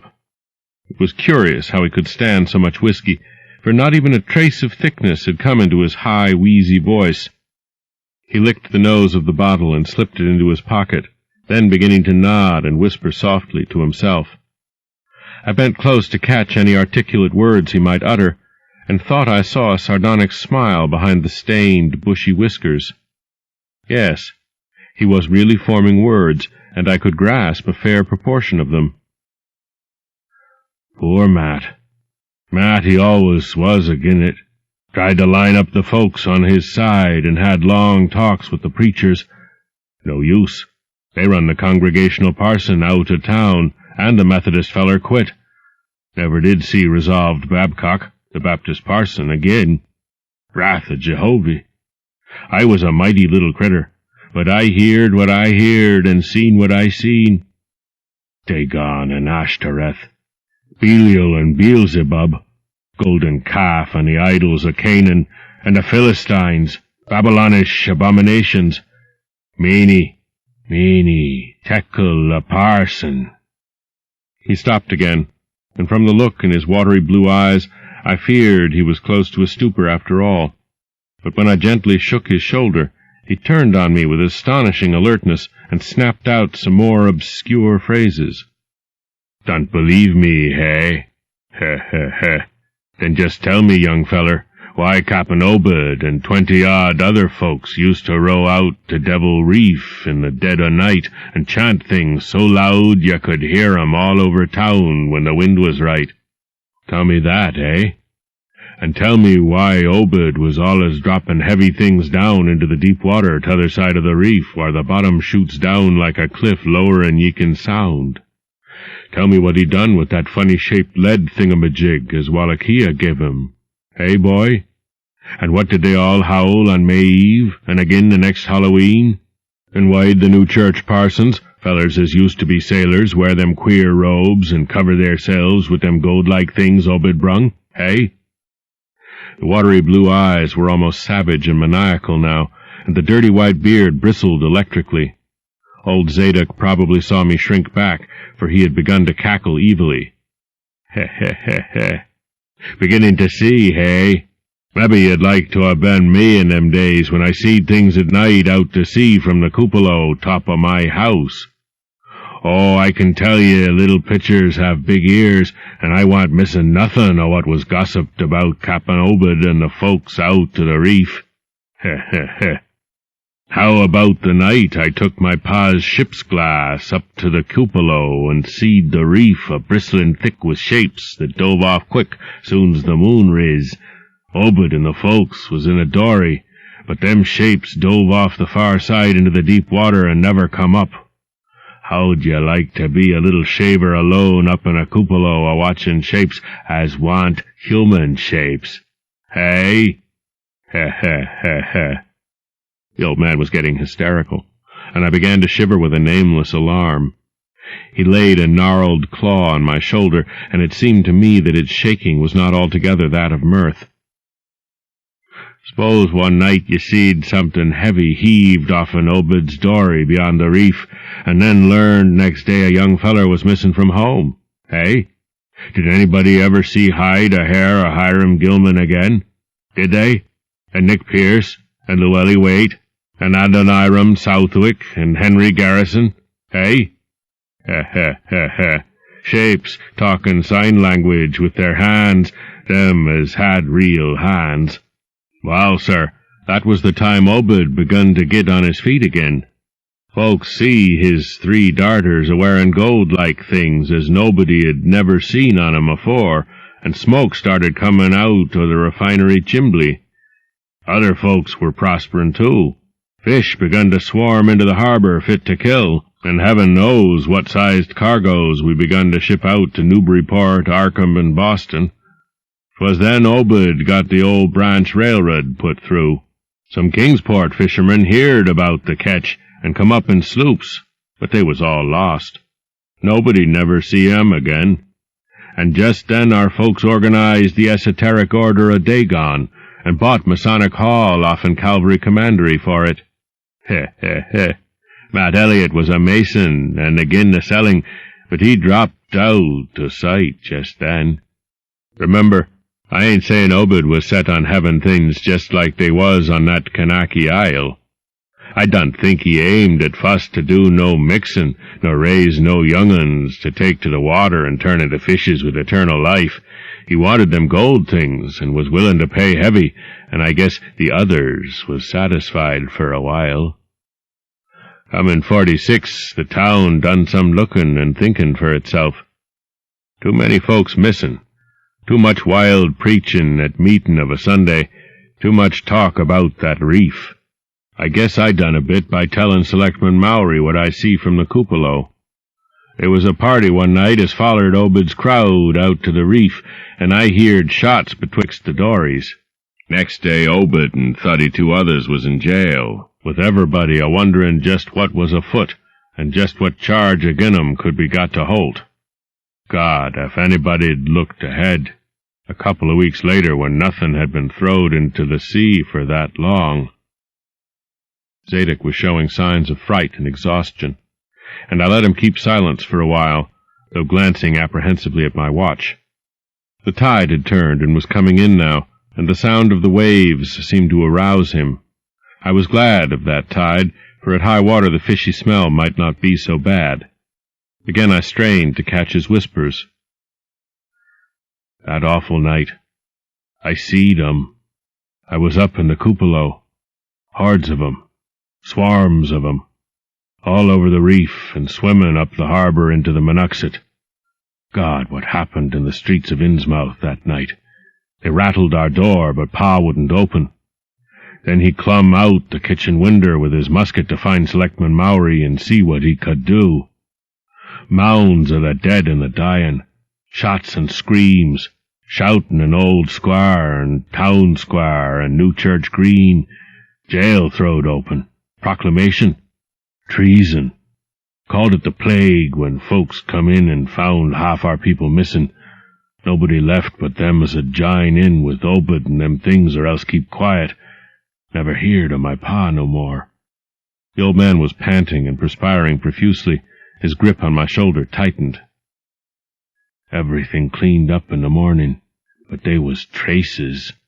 Obed, he kinder takes charge and says things is going to be changed. Others'll worship with us at meetin' time, and sartin houses has got to entertain guests. They wanted to mix like they done with the Kanaki's, and he, for one, didn't feel bound to stop 'em. Far gone was Obed, just like a crazy man on the subject. He says they brung us fish and treasure, and should have what they hankered arter. Nothin' was to be different on the outside, only we was to keep shy o' strangers if we knowed what was good for us. We all had to take the oath of Dagon, and later on they was second and third oaths that some on us took. Them as had helped special, that get special rewards, gold and sech. No use balkin', for they was millions of 'em down there. They'd rather not start risin' and wipin' out humankind, but if they was gave away and forced to, they could do a lot toward just that. We didn't have them old charms to cut 'em off like folks in the South Sea did, and them Kanakis wouldn't never give away their secrets. Yield up enough sacrifices and savage knickknacks and harborage in the town when they wanted it, and they'd let well enough alone. Wouldn't bother no strangers as might bear tales outside, that is, without they got pryin'. All in the band of the faithful, order o' Dagon, and the children should never die, but go back to the Mother Hydra and Father Dagon, what we all come from onst. Ya, ya, Thulu Ftagen, Nglui Glaunaf, Thulu Rilya, Ga Nagel Ftagen. Old Zadok was fast lapsing into stark raving, and I held my breath. Poor old soul! To what pitiful depths of hallucination had his liquor, plus his hatred of the decay, alienage, and disease around him, brought that fertile, imaginative brain? He began to moan now, and tears were coursing down his channeled cheeks into the depths of his beard. God, what I seen since I was 15-year-old. Meeny, tekel a parson. The folks as was missin', and them as kilt theirselves, them as told things in Arkham or Ipswich or such places was all called crazy, like you're a-calling me right now. But God, what I seen. They'd a kilt me long ago for what I know, only I tuck the fust and second oaths of Dagon off an Obed, so was protected unless in a jury of 'em proved I told things knowin' and deliberate. But I wouldn't take the third oath. I'd a died rather than take that. It got wuss around Civil War time, when children born since 46 begun to grow up. Some of 'em, that is. I was afeard. Never did no pryin' arter that awful night, and never see one of them close to in all my life. That is, never no full-blooded one. I went to the war, and if I'd had any guts or sense I'd never come back, but settled away from here. But folks wrote me things wa'n't so bad. That, I suppose, was because government draft men was in town arter 63. Arter the war it was just as bad again. People begun to fall off, mills and shops shut down, shipping stopped, and the harbor choked up, railroad give up. But they never stopped swimming in and out of the river from that cursed reef of Satan, and more attic winders got boarded up, and more noises was heard in houses as wa'n't s'posed to have nobody in 'em. Folks outside have their stories about us. S'pose you heerd a plenty on 'em, seeing what questions ye asked. Stories about things they've seed now and then, and about that queer jewelry as still comes in from somewheres and ain't quite all melted up, but nothing never gets definite. Nobody'll believe nothing. They call them gold-like things pirate loot, and allow the Innsmouth folks has furrin blood or is distempered or something. Besides, them that lives here shoo off as many strangers as they kin, and encourage the rest not to get very cur'ous, especially round night time. Beasts balk at the critters, hosses wuss'n mules, but when they got autos, that was all right. In 46, Captain Obed took a second wife that nobody in the town never see. Some says he didn't want to, but was made to by them as he'd called in. Had 3 children by her. 2 has disappeared young, but one gal has looked like anybody else and was educated in Europe. Obed finally got her married off by a trick to an Arkham feller as didn't suspect nothing. But nobody outside'll have nothing to do with Innsmouth folks now. Barnabas Marsh, that runs the refinery now, is Obed's grandson by his first wife, son of Onesiphorus, his eldest son, but his mother was another of them as want never seed outdoors. Right now Barnabas is about changed, can't shut his eyes no more, and is all out of shape. They say he still wears clothes, but he'll take to the water soon. Maybe he's tried it already. They do sometimes go down for little spells afore they go for good. Ain't been seed about in public for nigh on 10 year. Don't know how his poor wife can feel. She come from Ipswich, and they nigh lynched Barnabas when he courted her 50-odd year ago. Obed, he died in 78, and all the next generation is gone now. The first wife's children dead, and the rest, God knows. The sound of the incoming tide was now very insistent, and little by little it seemed to change the old man's mood from maudlin tearfulness to watchful fear. He would pause now and then to renew those nervous glances over his shoulder or out toward the reef, and despite the wild absurdity of his tale, I could not help beginning to share his vague apprehensiveness. Zadok now grew shriller, and seemed to be trying to whip up his courage with louder speech. "Hey, you! Why don't you say something? How'd you like to be living in a town like this, with everything a-rotten and a-dying, and boarded-up monsters crawling and bleating and barking and hopping around black cellars and attics every way you turn, hey? How'd you like to hear the howling night arter night from the churches and order a Dagon Hall, and know what's doing part of the howling? How'd you like to hear what comes from that awful reef every May Eve and Hollow Mass, hey? Think the old man's crazy, eh? Well, sir, let me tell you, that ain't the wust." Zadok was really screaming now, and the mad frenzy of his voice disturbed me more than I care to own. "Curse ye, don't set there a-staring at me with them eyes. I tell Obed Marsh he's in hell, and has got to stay there. Ha, ha, in hell, I says.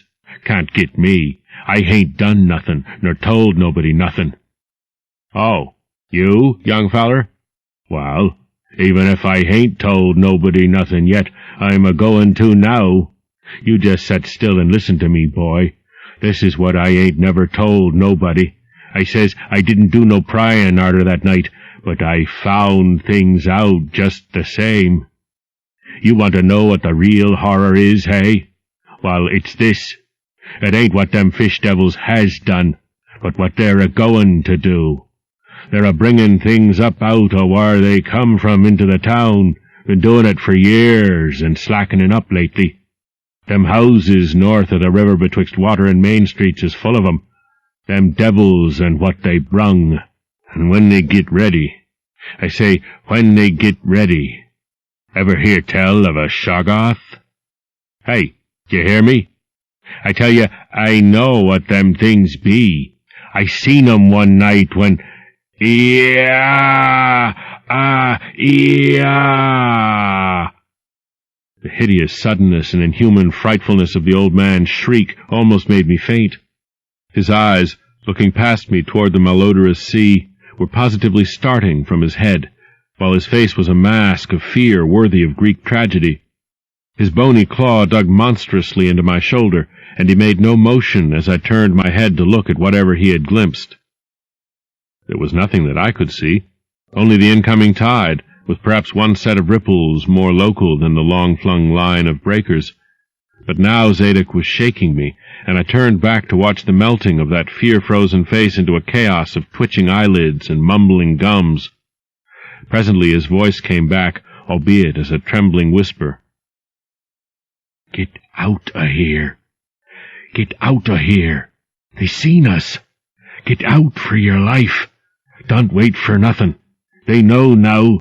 Run for it! Quick! Out o' this town!" Another heavy wave dashed against the loosening masonry of the bygone wharf and changed the mad ancient's whisper to another inhuman and blood-curdling scream. "Yah! Yah!" Before I could recover my scattered wits, he had relaxed his clutch on my shoulder and dashed wildly inland toward the street, reeling northward around the ruined warehouse wall. I glanced back at the sea, but there was nothing there.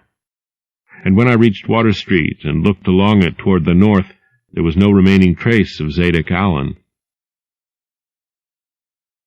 4. I can hardly describe the mood in which I was left by this harrowing episode, an episode at once mad and pitiful, grotesque and terrifying. The grocery boy had prepared me for it, yet the reality left me none the less bewildered and disturbed. Puerile though the story was, old Zadok's insane earnestness and horror had communicated to me a mounting unrest, which joined with my earlier sense of loathing for the town and its blight of intangible shadow. Later I might sift the tale and extract some nucleus of historic allegory. Just now I wished to put it out of my head. The hour had grown perilously late. My watch said 7:15, and the Arkham bus left Town Square at 8, so I tried to give my thoughts as neutral and practical a cast as possible, meanwhile walking rapidly through the deserted streets of gaping roofs and leaning houses toward the hotel where I had checked my valise and would find my bus. Though the golden light of late afternoon gave the ancient roofs and decrepit chimneys an air of mystic loveliness and peace, I could not help glancing over my shoulder now and then. I would surely be very glad to get out of malodorous and fear-shadowed Innsmouth, and wished there were some other vehicle than the bus driven by that sinister-looking fellow sergeant. Yet I did not hurry too precipitately, for there were architectural details worth viewing at every silent corner, and I could easily, I calculated, cover the necessary distance in a half-hour. Studying the grocery youth's map and seeking a route I had not traversed before, I chose Marsh Street instead of State for my approach to Town Square. Near the corner of Fall Street, I began to see scattered groups of furtive whisperers, and when I finally reached the square, I saw that almost all the loiterers were congregated around the door of the Gilman house. It seemed as if many bulging, watery, unwinking eyes looked oddly at me as I claimed my valise in the lobby, and I hoped that none of these unpleasant creatures would be my fellow passengers on the coach. The bus, rather early, rattled in with 3 passengers somewhat before 8, and an evil-looking fellow on the sidewalk muttered a few indistinguishable words to the driver. Sergeant threw out a mail bag and a roll of newspapers and entered the hotel, while the passengers, the same men whom I had seen arriving in Newburyport that morning, shambled to the sidewalk and exchanged some faint guttural words with a loafer in a language I could have sworn was not English. I boarded the empty coach and took the same seat I had taken before, but was hardly settled before Sergeant reappeared and began mumbling in a throaty voice of peculiar repulsiveness. I was, it appeared, in very bad luck. There had been something wrong with the engine, despite the excellent time made from Newburyport, and the bus could not complete the journey to Arkham.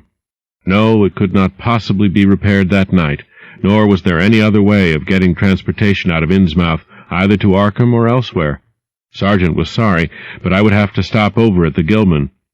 Probably the clerk would make the price easy for me, but there was nothing else to do. Almost dazed by this sudden obstacle, and violently dreading the fall of night in this decaying and half-unlighted town, I left the bus and re-entered the hotel lobby, where the sullen, queer-looking night clerk told me I could have room 428 on next the top floor, large, but without running water, for $1. Despite what I had heard of this hotel in Newburyport, I signed the register, paid my $1, let the clerk take my valise, and followed that sour, solitary attendant up 3 creaking flights of stairs, past dusty corridors which seemed wholly devoid of life. My room, a dismal rear one with 2 windows and bare, cheap furnishings, overlooked a dingy courtyard otherwise hemmed in by low, deserted brick blocks, and commanded a view of decrepit westward-stretching roofs with a marshy countryside beyond. At the end of the corridor was a bathroom, a discouraging relic with ancient marble bowl, tin tub, faint electric light, and musty wooden paneling around all the plumbing fixtures. It being still daylight, I descended to the square and looked around for a dinner of some sort, noticing as I did so the strange glances I received from the unwholesome loafers. Since the grocery was closed, I was forced to patronize the restaurant I had shunned before. A stooped, narrow-headed man with staring, unwinking eyes and a flat-nosed wench with unbelievably thick, clumsy hands being in attendance. The service was of the counter type, and it relieved me to find that much was evidently served from cans and packages. A bowl of vegetable soup with crackers was enough for me, and I soon headed back for my cheerless room at the Gilman, getting an evening paper and a fly-specked magazine from the evil-visaged clerk at the rickety stand beside his desk. As twilight deepened, I turned on the one feeble electric bulb over the cheap, iron-framed bed and tried as best I could to continue the reading I had begun.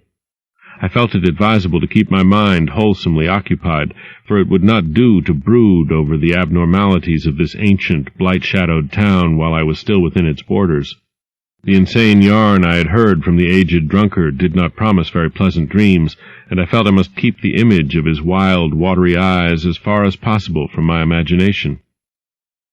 Also, I must not dwell on what that factory inspector had told the Newburyport ticket agent about the Gilman house and the voices of its nocturnal tenants. Not on that, nor on the face beneath the tiara in the black church doorway, the face for whose horror my conscious mind could not account. It would perhaps have been easier to keep my thoughts from disturbing topics had the room not been so gruesomely musty. As it was, the lethal mustiness blended hideously with the town's general fishy odor and persistently focused one's fancy on death and decay. Another thing that disturbed me was the absence of a bolt on the door of my room. One had been there, as marks clearly showed, but there were signs of recent removal. No doubt it had become out of order, like so many other things in this decrepit edifice. In my nervousness, I looked around and discovered a bolt on the clothes press, which seemed to be of the same size, judging from the marks, as the one formerly on the door. To gain a partial relief from the general tension, I busied myself by transferring this hardware to the vacant place with the aid of a handy 3-in-1 device, including a screwdriver which I kept on my keyring. The bolt fitted perfectly, and I was somewhat relieved when I knew that I could shoot it firmly upon retiring. Not that I had any real apprehension of its need, but that any symbol of security was welcome in an environment of this kind. There were adequate bolts on the 2 lateral doors to connecting rooms, and these I proceeded to fasten. I did not undress, but decided to read till I was sleepy and then lie down with only my coat, collar, and shoes off. Taking a pocket flashlight from my valise, I placed it in my trousers so that I could read my watch if I woke up later in the dark. Drowsiness, however, did not come, and when I stopped to analyze my thoughts, I found to my disquiet that I was really unconsciously listening for something which I dreaded but could not name. That inspector's story must have worked on my imagination more deeply than I had suspected. Again I tried to read, but found that I made no progress. After a time I seemed to hear the stairs and corridors creak at intervals, as if with footsteps, and wondered if the other rooms were beginning to fill up. There were no voices, however, and it struck me that there was something subtly furtive about the creaking. I did not like it, and debated whether I had better try to sleep at all. This town had some queer people, and there had undoubtedly been several disappearances. Was this one of those inns where travelers were slain for their money? Surely I had no look of excessive prosperity. Or were the townsfolk really so resentful about curious visitors? Had my obvious sightseeing with its frequent map consultations aroused unfavorable notice? It occurred to me that I must be in a highly nervous state to let a few random creakings set me off speculating in this fashion, but I regretted none the less that I was unarmed. At length, feeling a fatigue which had nothing of drowsiness in it, I bolted the newly outfitted hall door, turned off the light, and threw myself down on the hard, uneven bed, coat, collar, shoes, and all. In the darkness, every faint noise of the night seemed magnified, and a flood of doubly unpleasant thoughts swept over me. I was sorry I had put out the light, yet too tired to rise and turn it on again. Then, after a long, dreary interval, and prefaced by a fresh creaking of stairs and corridor, there came that soft, damnably unmistakable sound which seemed like a malign fulfillment of all my apprehensions. Without the least shadow of a doubt, the lock on my hall door was being tried, cautiously, furtively, tentatively, with a key. My sensations upon recognizing this sign of actual peril were perhaps less rather than more tumultuous because of my previous vague fears. I had been, albeit without definite reason, instinctively on my guard, and that was to my advantage in the new and real crisis, whatever it might turn out to be. Nevertheless, the change in the menace from vague premonition to immediate reality was a profound shock, and fell upon me with the force of a genuine blow. It never once occurred to me that the fumbling might be a mere mistake. Malign purpose was all I could think of, and I kept deathly quiet, awaiting the would-be intruder's next move. After a time the cautious rattling ceased, and I heard the room to the north entered with a pass-key. Then the lock of the connecting door to my room was softly tried. The bolt held, of course, and I heard the floor creak as the prowler left the room. After a moment there came another soft rattling, and I knew that the room to the south of me was being entered. Again a furtive trying of a bolt-connecting door, and again a receding creaking. This time the creaking went along the hall and down the stairs, so I knew that the prowler had realized the bolted condition of my doors and was giving up his attempt for a greater or lesser time, as the future would show. The readiness with which I fell into a plan of action proves that I must have been subconsciously fearing some menace and considering possible avenues of escape for hours. From the first I felt that the unseen fumbler meant a danger not to be met or dealt with, but only to be fled from as precipitately as possible. The one thing to do was to get out of that hotel alive as quickly as I could, and through some channel other than the front stairs and lobby. Rising softly and throwing my flashlight on the switch, I sought to light the bulb over my bed in order to choose and pocket some belongings for a swift, valiseless flight. Nothing, however, happened, and I saw that the power had been cut off. Clearly some cryptic evil movement was afoot on a large scale, just what I could not say. As I stood pondering with my hand on the now useless switch, I heard a muffled creaking on the floor below, and thought I could barely distinguish voices in conversation. A moment later I felt less sure that the deeper sounds were voices, since the apparent hoarse barkings and loose-syllabled croakings bore so little resemblance to recognized human speech. Then I thought with renewed force of what the factory inspector had heard in the night in this moldering and pestilential building. Having filled my pockets with the flashlight's aid, I put on my hat and tiptoed to the windows to consider chances of descent. Despite the state's safety regulations, there was no fire escape on this side of the hotel, and I saw that my windows commanded only a sheer 3-story drop to the cobbled courtyard. On the right and left, however, some ancient brick business blocks abutted on the hotel, their slant roofs coming up to a reasonable jumping distance from my 4th-story level. To reach either of these lines of buildings, I would have to be in a room 2 doors from my own, in one case on the north and in the other case on the south, and my mind instantly set to work calculating what chances I had of making the transfer. I could not, I decided, risk an emergence into the corridor, where my footsteps would surely be heard, and where the difficulties of entering the desired room would be insuperable. My progress, if it was to be made at all, would have to be through the less solidly built connecting doors of the rooms, the locks and bolts of which I would have to force violently, using my shoulder as a battering ram whenever they were set against me. This, I thought, would be possible owing to the rickety nature of the house and its fixtures, but I realized I could not do it noiselessly. I would have to count on sheer speed and the chance of getting to a window before any hostile forces became coordinated enough to open the right door toward me with a pass-key. My own outer door I reinforced by pushing the bureau against it, little by little, in order to make a minimum of sound. I perceived that my chances were very slender, and was fully prepared for any calamity. Even getting to another roof would not solve the problem, for there would then remain the task of reaching the ground and escaping from the town. One thing in my favor was the deserted and ruinous state of the abutting buildings and the number of skylights gaping blackly open in each row. Gathering from the grocery boy's map that the best route out of town was southward, I glanced first at the connecting door on the south side of the room. It was designed to open in my direction, hence I saw, after drawing the bolt and finding other fastenings in place, it was not a favorable one for forcing. Accordingly, abandoning it as a route, I cautiously moved the bedstead against it to hamper any attack which might be made on it later from the next room.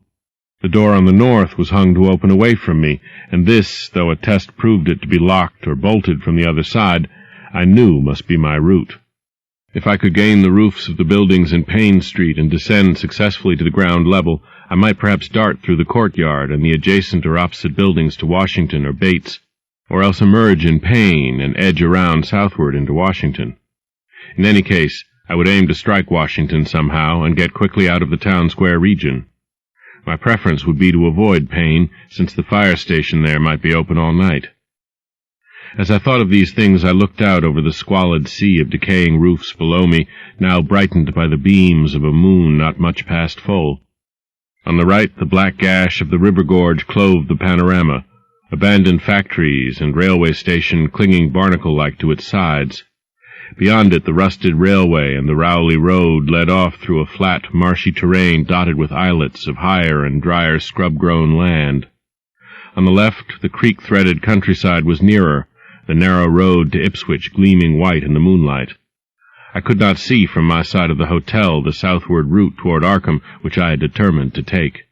I was irresolutely speculating on when I had better attack the northward door, and on how I could least audibly manage it, when I noticed that the vague noises underfoot had given place to a fresh and heavier creaking of the stairs. A wavering flicker of light showed through my transom, and the boards of the corridor began to groan with a ponderous load. Muffled sounds of possible vocal origin approached, and at length a firm knock came at my outer door. For a moment I simply held my breath and waited. Eternities seemed to elapse, and the nauseous, fishy odor of my environment seemed to mount suddenly and spectacularly. Then the knocking was repeated, continuously and with growing insistence. I knew that the time for action had come, and forthwith drew the bolt of the northward connecting door, bracing myself for the task of battering it open. The knocking waxed louder, and I hoped that its volume would cover the sound of my efforts. At last, beginning my attempt, I lunged again and again at the thin paneling with my left shoulder, heedless of shock or pain. The door resisted even more than I had expected, but I did not give in, and all the while the clamor at the door increased. Finally, the connecting door gave, but with such a crash that I knew those outside must have heard. Instantly, the outside knocking became a violent battering, while keys sounded ominously in the hall doors of the rooms on both sides of me. Rushing through the newly opened connection, I succeeded in bolting the northerly hall door before the lock could be turned, but even as I did so, I heard the hall door of the third room, the one from whose window I had hoped to reach the roof below, being tried with a pass-key. For an instant I felt absolute despair, since my trapping in a chamber with no window egress seemed complete. A wave of almost abnormal horror swept over me, and invested with a terrible but unexplainable singularity the flashlight glimpsed dust prints made by the intruder who had lately tried my door from this room.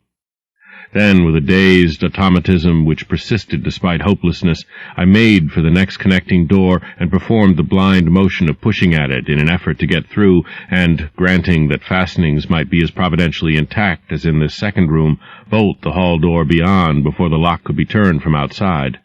Sheer fortunate chance gave me my reprieve, for the connecting door before me was not only unlocked but actually ajar. In a second I was through, and had my right knee and shoulder against a hall door which was visibly opening inward.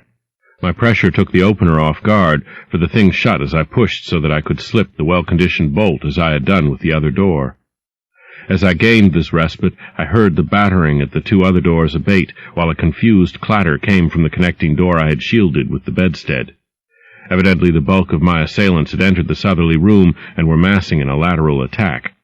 But at the same moment a pass-key sounded in the next door to the north, and I knew that a nearer peril was at hand. The northward connecting door was wide open, but there was no time to think about checking the already turning lock in the hall. All I could do was to shut and bolt the open connecting door, as well as its mate on the opposite side, pushing a bedstead against the one and a bureau against the other, and moving a washstand in front of the hall door. I saw, trust to such makeshift barriers to shield me till I could get out the window and on the roof of the Payne Street block. But even in this acute moment my chief horror was something apart from the immediate weakness of my defenses. I was shuddering because not one of my pursuers, despite some hideous pantings, gruntings, and subdued barkings at odd intervals, was uttering an unmuffled or intelligible vocal sound. As I moved the furniture and rushed toward the windows, I heard a frightful scurrying along the corridor toward the room north of me, and perceived that the southward battering had ceased. Plainly, most of my opponents were about to concentrate against the feeble connecting door, which they knew must open directly on me. Outside, the moon played on the ridgepole of the block below, and I saw that the jump would be desperately hazardous because of the steep surface on which I must land. Surveying the conditions, I chose the more southerly of the two windows as my avenue of escape, planning to land on the inner slope of the roof and make for the nearest skylight. Once inside one of the decrepit brick structures, I would have to reckon with pursuit, but I hoped to descend and dodge in and out of yawning doorways along the shadowed courtyard, eventually getting to Washington Street and slipping out of town toward the south. The clatter at the northerly connecting door was now terrific, and I saw that the weak paneling was beginning to splinter.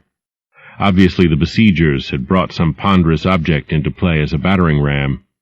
The bedstead, however, still held firm, so that I had at least a faint chance of making good my escape.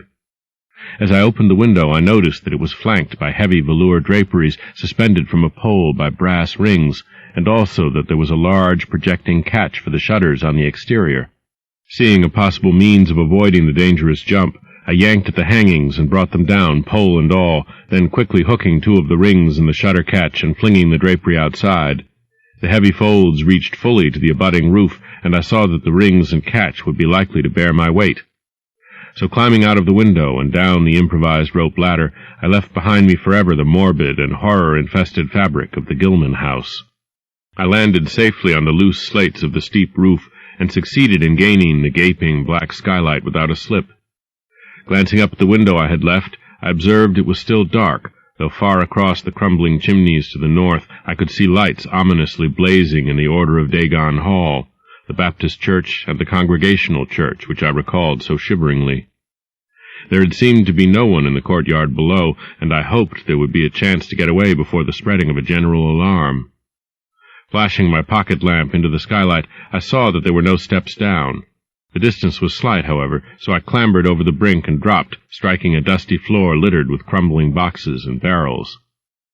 The place was ghoulish-looking, but I was past minding such impressions, and made at once for the staircase revealed by my flashlight, after a hasty glance at my watch, which showed the hour to be 2 a.m. The steps creaked, but seemed tolerably sound, and I raced down past a barn-like second story to the ground floor. The desolation was complete, and only echoes answered my footfalls. At length I reached the lower hall, at one end of which I saw a faint luminous rectangle marking the ruined Payne Street doorway.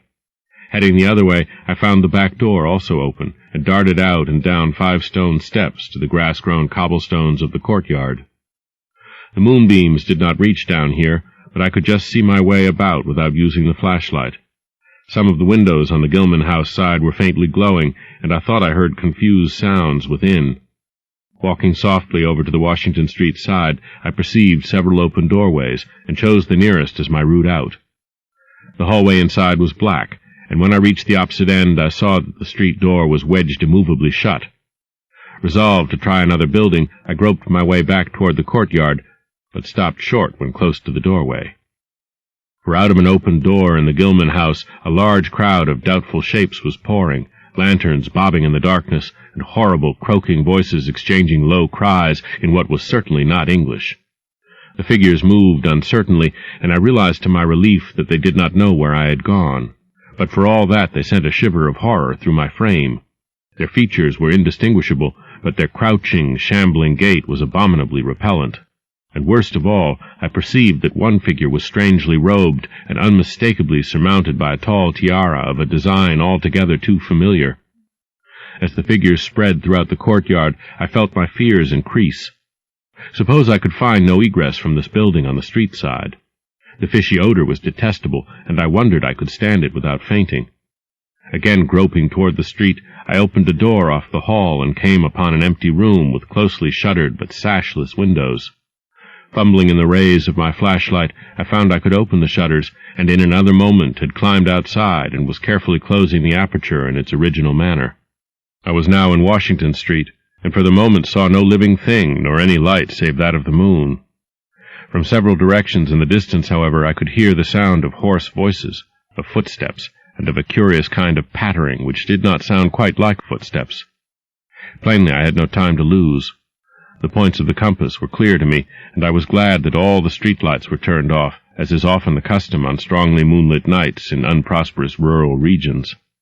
Some of the sounds came from the south, yet I retained my design of escaping in that direction. There would, I knew, be plenty of deserted doorways to shelter me in case I met any person or group who looked like pursuers. I walked rapidly, softly, and close to the ruined houses. While hatless and disheveled after my arduous climb, I did not look especially noticeable, and stood a good chance of passing unheeded if forced to encounter any casual wayfarer. At Bates Street I drew into a yawning vestibule while two shambling figures crossed in front of me, but was soon on my way again and approaching the open space where Elliott Street obliquely crosses Washington at the intersection of South. Though I had never seen this space, it had looked dangerous to me on the grocery youth's map, since the moonlight would have free play there.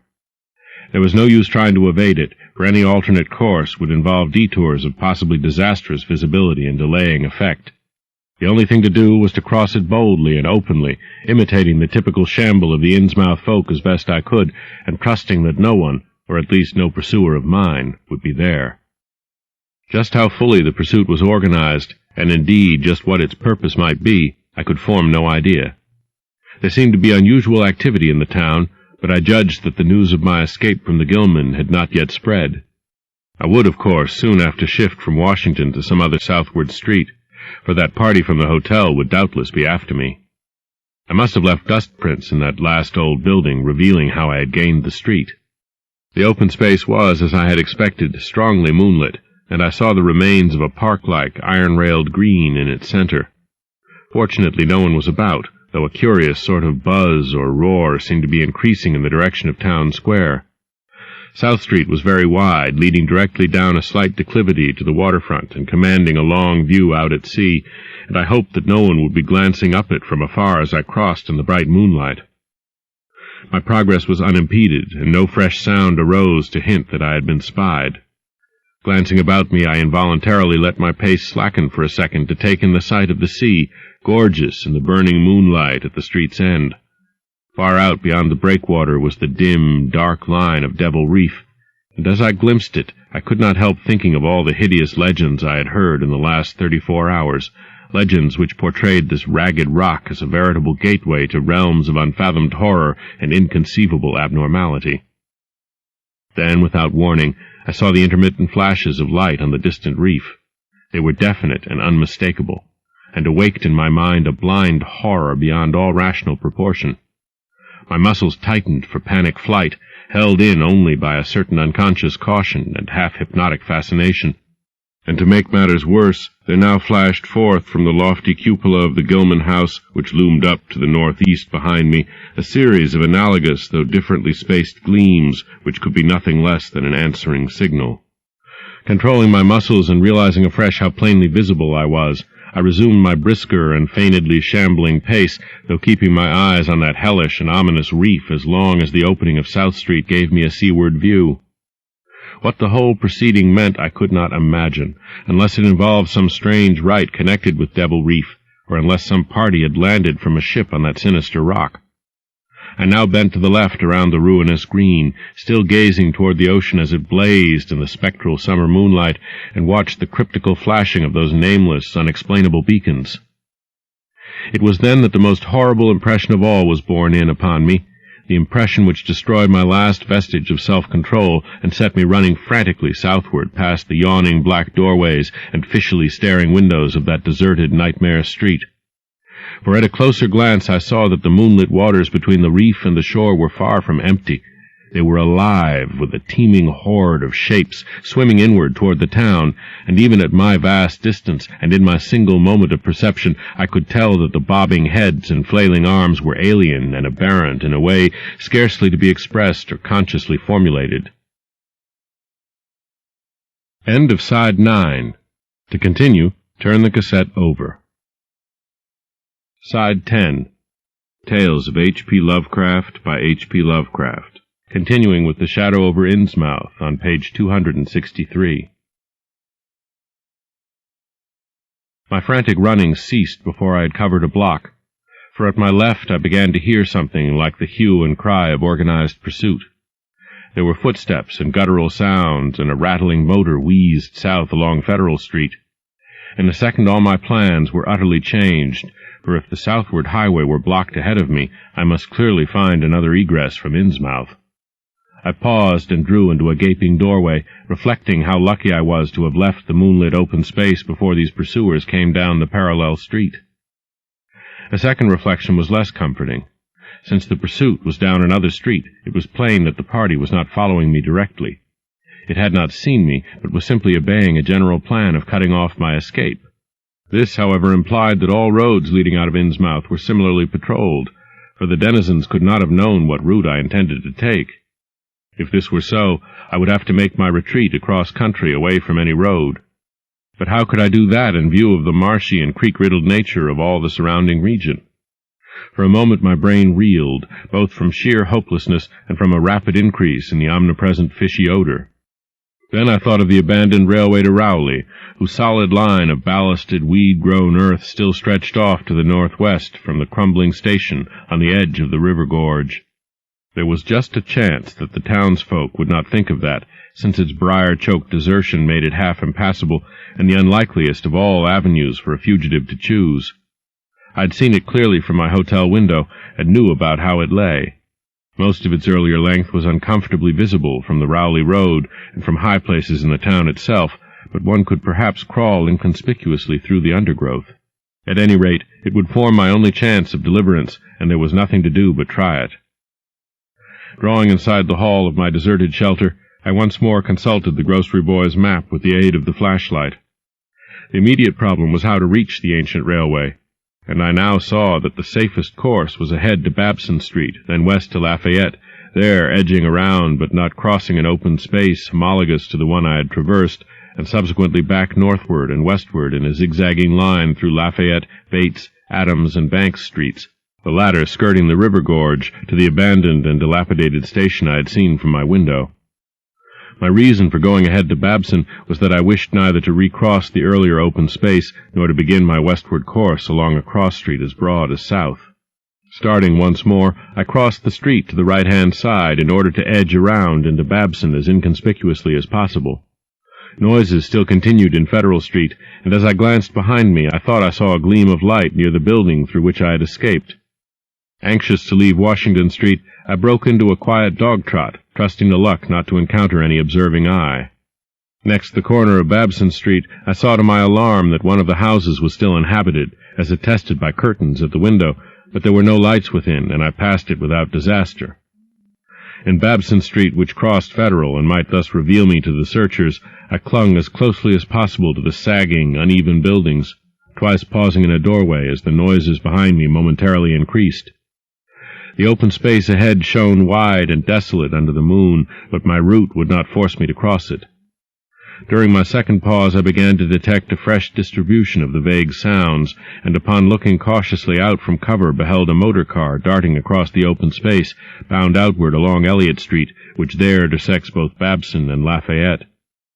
As I watched, choked by a sudden rise in the fishy odor after a short abatement, I saw a band of uncouth, crouching shapes loping and shambling in the same direction, and knew that this must be the party guarding the Ipswich Road, since that highway forms an extension of Elliott Street. Two of the figures I glimpsed were in voluminous robes, and one wore a peaked diadem which glistened whitely in the moonlight. The gait of this figure was so odd that it sent a chill through me, for it seemed to me the creature was almost hopping. When the last of the band was out of sight, I resumed my progress, darting around the corner into Lafayette Street and crossing Elliott very hurriedly, lest stragglers of the party be still advancing along that thoroughfare. I did hear some croaking and clattering sounds far off toward Town Square, but accomplished the passage without disaster. My greatest dread was in recrossing broad and moonlit South Street, with its seaward view, and I had to nerve myself for the ordeal. Someone might easily be looking, and possible Elliott Street stragglers could not fail to glimpse me from either of 2 points. At the last moment I decided I had better slacken my trot and make the crossing as before on the shambling gait of an average Innsmouth native. When the view of the water again opened out, this time on my right, I was half determined not to look at it at all. I could not, however, resist, but cast a sidelong glance as I carefully and imitatively shambled toward the protecting shadows ahead. There was no ship visible, as I had half expected there would be. Instead, the first thing which caught my eye was a small rowboat pulling in toward the abandoned wharves and laden with some bulky, tarpaulin-covered object. Its rowers, though distantly and indistinctly seen, were of an especially repellent aspect. Several swimmers were still discernible, while on the far black reef I could see a faint, steady glow, unlike the winking beacon visible before, and of a curious color which I could not precisely identify. Above the slant roofs ahead and to the right there loomed the tall cupola of the Gilman house, but it was completely dark. The fishy odor, dispelled for a moment by some merciful breeze, now closed in again with maddening intensity. I had not quite crossed the street when I heard a muttering band advancing along Washington from the north. As they reached the broad open space where I had had my first disquieting glimpse of the moonlit water, I could see them plainly only a block away, and was horrified by the bestial abnormality of their faces and the dog-like subhumanness of their crouching gait. One man moved in a positively simian way, with long arms frequently touching the ground, while another figure, robed and tiaraed, seemed to progress in an almost hopping fashion. I judged this party to be the one I had seen in the Gilman's courtyard, the one therefore most closely on my trail. As some of the figures turned to look in my direction, I was transfixed with fright, yet managed to preserve the casual, shambling gait I had assumed. To this day I do not know whether they saw me or not. If they did, my stratagem must have deceived them, for they passed on across the moonlit space without varying their course, meanwhile croaking and jabbering in some hateful guttural patois I could not identify. Once more in shadow, I resumed my former dog-trot past the leaning and decrepit houses that stared blankly into the night. Having crossed the western sidewalk, I rounded the nearest corner into Bates Street, where I kept close to the buildings on the southern side. I passed 2 houses showing signs of habitation, one of which had faint lights and upper rooms, yet met with no obstacle. As I turned into Adams Street, I felt measurably safer, but received a shock when a man reeled out of a black doorway directly in front of me. He proved, however, too hopelessly drunk to be a menace, so that I reached the dismal ruins of the Bank Street warehouses in safety. No one was stirring in that dead street beside the river gorge, and the roar of the waterfalls quite drowned my footsteps. It was a long dog-trot to the ruined station, and the great brick warehouse walls around me seemed somehow more terrifying than the fronts of private houses. At last I saw the ancient arcaded station, or what was left of it, and made directly for the tracks that started from its farther end. The rails were rusty but mainly intact, and not more than half the ties had rotted away.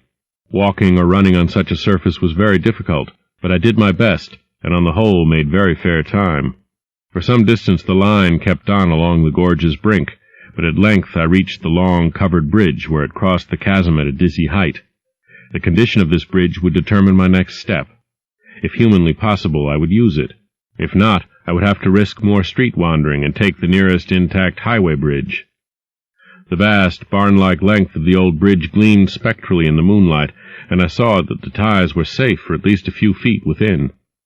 Entering, I began to use my flashlight, and was almost knocked down by the cloud of bats that flapped past me. About halfway across there was a perilous gap in the ties which I feared for a moment would halt me, but in the end I risked a desperate jump, which fortunately succeeded. I was glad to see the moonlight again when I emerged from that macabre tunnel. The old tracks crossed River Street at grade, and at once veered off into a region increasingly rural and with less and less of Innsmouth's abhorrent fishy odor. Here the dense growth of weeds and briars hindered me and cruelly tore my clothes, but I was none the less glad that they were there to give me concealment in case of peril. I knew that much of my route must be visible from the Rowley Road. The marshy region began very shortly, with the single track on a low, grassy embankment where the weedy growth was somewhat thinner. Then came a sort of island of higher ground where the line passed through a shallow open cut choked with bushes and brambles. I was very glad of this partial shelter, since at this point the Rowley Road was uncomfortably near according to my window view. At the end of the cut it would cross the track and swerve off to a safer distance, but meanwhile I must be exceedingly careful. I was by this time thankfully certain that the railway itself was not patrolled. Just before entering the cut I glanced behind me, but saw no pursuer. The ancient spires and roofs of decaying Innsmouth gleamed lovely and ethereal in the magic yellow moonlight, and I thought of how they must have looked in the old days before the shadow fell. Then, as my gaze circled inland from the town, something less tranquil arrested my notice and held me immobile for a second. What I saw, or fancied I saw, was a disturbing suggestion of undulant motion far to the south, a suggestion which made me conclude that a very large horde must be pouring out of the city along the level Ipswich Road. The distance was great, and I could distinguish nothing in detail, but I did not at all like the look of that moving column. It undulated too much, and glistened too brightly in the rays of the now westering moon. There was a suggestion of sound, too, though the wind was blowing the other way, a suggestion of bestial scraping and bellowing even worse than the muttering of the parties I had lately overheard. All sorts of unpleasant conjectures crossed my mind. I thought of those very extreme Innsmouth types said to be hidden in crumbling, centuried warrens near the waterfront. I thought, too, of those nameless swimmers I had seen. Counting the parties so far glimpsed, as well as those presumably covering other roads, the number of my pursuers must be strangely large for a town as depopulated as Innsmouth. Whence could come the dense personnel of such a column as I now beheld? Did those ancient, unplumbed warrens teem with a twisted, uncatalogued, and unsuspected life? Or had some unseen ship indeed landed a legion of unknown outsiders on that hellish reef? Who were they? Why were they there? And if such a column of them was scouring the Ipswich Road, would the patrols on the other roads be likewise augmented? I had entered the brush-grown cut and was struggling along at a very slow pace when that damnable fishy odor again waxed dominant. Had the wind suddenly changed eastward so that it blew in from the sea and over the town? It must have, I concluded, since I now began to hear shocking guttural murmurs from that hitherto silent direction. There was another sound, too, a kind of wholesale colossal flopping or pattering which somehow called up images of the most detestable sort. It made me think illogically of that unpleasantly undulating column on the far-off Ipswich Road. And then both stench and sounds grew stronger, so that I paused, shivering and grateful for the cut's protection. It was here, I recalled, that the Rowley Road drew so close to the old railway before crossing westward and diverging. Something was coming along that road, and I must lie low till its passage and vanishment in the distance. Thank heaven these creatures employed no dogs for tracking, though perhaps that would have been impossible amidst the omnipresent regional odor. Crouched in the bushes of that sandy cleft, I felt reasonably safe, even though I knew the searchers would have to cross the track in front of me not much more than 100 yards away. I would be able to see them, but they could not, except by a malign miracle, see me. All at once I began dreading to look at them as they passed. I saw the close, moonlit space where they would surge by, and had curious thoughts about the irredeemable pollution of that space. They would perhaps be the worst of all Innsmouth types, something one would not care to remember. The stench waxed overpowering, and the noises swelled to a bestial babble of croaking, baying, and barking without the least suggestion of human speech. Were these indeed the voices of my pursuers? Did they have dogs, after all? So far I had seen none of the lower animals in Innsmouth. That flopping or pattering was monstrous. I could not look upon the degenerate creatures responsible for it. I would keep my eyes shut till the sounds receded toward the west. The horde was very close now, the air foul with their hoarse snarlings, and the ground almost shaking with their alien-rhythmed footfalls. My breath nearly ceased to come, and I put every ounce of willpower into the task of holding my eyelids down. I am not even yet willing to say whether what followed was a hideous actuality or only a nightmare hallucination. The later action of the government after my frantic appeals would tend to confirm it as a monstrous truth. But could not an hallucination have been repeated under the quasi-hypnotic spell of that ancient, haunted, and shadowed town? Such places have strange properties, and the legacy of insane legend might well have acted on more than one human imagination amidst those dead, stench-cursed streets and huddles of rotting roofs and crumbling steeples. Is it not possible that the germ of an actual contagious madness lurks in the depths of that shadow over Innsmouth? Who can be sure of reality after hearing things like the tale of old Zadok Allen? The government men never found poor Zadok, and have no conjectures to make as to what became of him. Where does madness leave off and reality begin? Is it possible that even my latest fear is sheer delusion? But I must try to tell what I thought I saw that night under the mocking yellow moon, saw surging and hopping down the Rowley Road in plain sight in front of me as I crouched among the wild brambles of that desolate railway cut. Of course my resolution to keep my eyes shut had failed. It was foredoomed to failure, for who could crouch blindly while a legion of croaking, baying entities of unknown source flopped noisomely past, scarcely more than 100 yards away? I thought I was prepared for the worst, and I really ought to have been prepared, considering what I had seen before. My other pursuers had been accursedly abnormal, so should I not have been ready to face a strengthening of that abnormal element, to look upon forms in which there was no mixture of the normal at all? I did not open my eyes until the raucous clamor came loudly from a point obviously straight ahead. Then I knew that a long section of them must be plainly in sight where the sides of the cut flattened out and the road crossed the track, and I could no longer keep myself from sampling whatever horror that leering yellow moon might have to show. It was the end, for whatever remains to me of life on the surface of this earth, of every vestige of mental peace and confidence in the integrity of nature and of the human mind. Nothing that I could have imagined, nothing even that I could have gathered, had I credited old Zadok's crazy tale in the most literal way, would be in any way comparable to the demoniac, blasphemous reality that I saw, or believe I saw. I have tried to hint what it was in order to postpone the horror of writing it down baldly. Can it be possible that this planet has actually spawned such things? That human eyes have truly seen as objective flesh what man has hitherto known only in febrile fantasy and tenuous legend?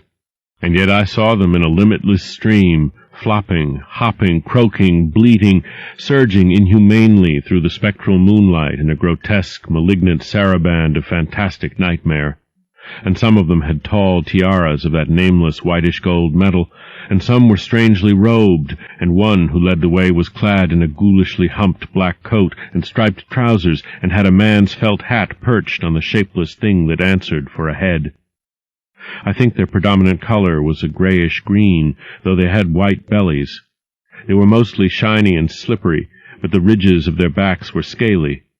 Their forms vaguely suggested the anthropoid, while their heads were the heads of fish with prodigious bulging eyes that never closed. At the sides of their necks were palpitating gills, and their long paws were webbed. They hopped irregularly, sometimes on 2 legs and sometimes on 4. I was somehow glad that they had no more than 4 limbs. Their croaking, baying voices, clearly used for articulate speech, held all the dark shades of expression which their staring faces lacked. But for all of their monstrousness, they were not unfamiliar to me. I knew too well what they must be, for was not the memory of that evil tiara at Newburyport still fresh? They were the blasphemous fish-frogs of the nameless design, living and horrible, and as I saw them I knew also of what that humped tiara'd priest in the black church basement had so fearsomely reminded me. Their number was past guessing. It seemed to me that there were limitless swarms of them, and certainly my momentary glimpse could have shown only the least fraction. In another instant everything was blotted out by a merciful fit of fainting, the first I had ever had. 5. It was a gentle daylight rain that awaked me from my stupor in the brush-grown railway cut, and when I staggered out to the roadway ahead, I saw no trace of any prints in the fresh mud. The fishy odor, too, was gone. Innsmouth's ruined roofs and toppling steeples loomed up greyly toward the southeast, but not a living creature did I spy in all the desolate salt marshes around. My watch was still going, and told me that the hour was past noon. The reality of what I had been through was highly uncertain in my mind, but I felt that something hideous lay in the background. I must get away from evil-shadowed Innsmouth, and accordingly I began to test my cramped, wearied powers of locomotion. Despite weakness, hunger, horror, and bewilderment, I found myself after a long time able to walk. So started slowly along the muddy road to Rowley. Before evening I was in the village, getting a meal and providing myself with presentable clothes. I caught the night train to Arkham, and the next day talked long and earnestly with government officials there, a process I later repeated in Boston. With the main result of these colloquies the public is now familiar, and I wish, for normality's sake, there was nothing more to tell. Perhaps it is madness that is overtaking me, yet perhaps a greater horror, or a greater marvel, is reaching out. As may well be imagined, I gave up most of the foreplanned features of the rest of my tour, the scenic, architectural, and antiquarian diversions on which I had counted so heavily, nor did I dare look for that piece of strange jewelry said to be in the Miskatonic University Museum. I did, however, improve my stay in Arkham by collecting some genealogical notes I had long wished to possess, very rough and hasty data, it is true, but capable of good use later on, when I might have time to collate and codify them. The curator of the Historical Society there, Mr. E. Lapham Peabody, was very courteous about assisting me, and expressed unusual interest when I told him I was a grandson of Eliza Orne of Arkham, who was born in 1867 and had married James Williamson of Ohio at the age of 17. It seemed that a maternal uncle of mine had been there many years before on a quest much like my own, and that my grandmother's family was a topic of some local curiosity.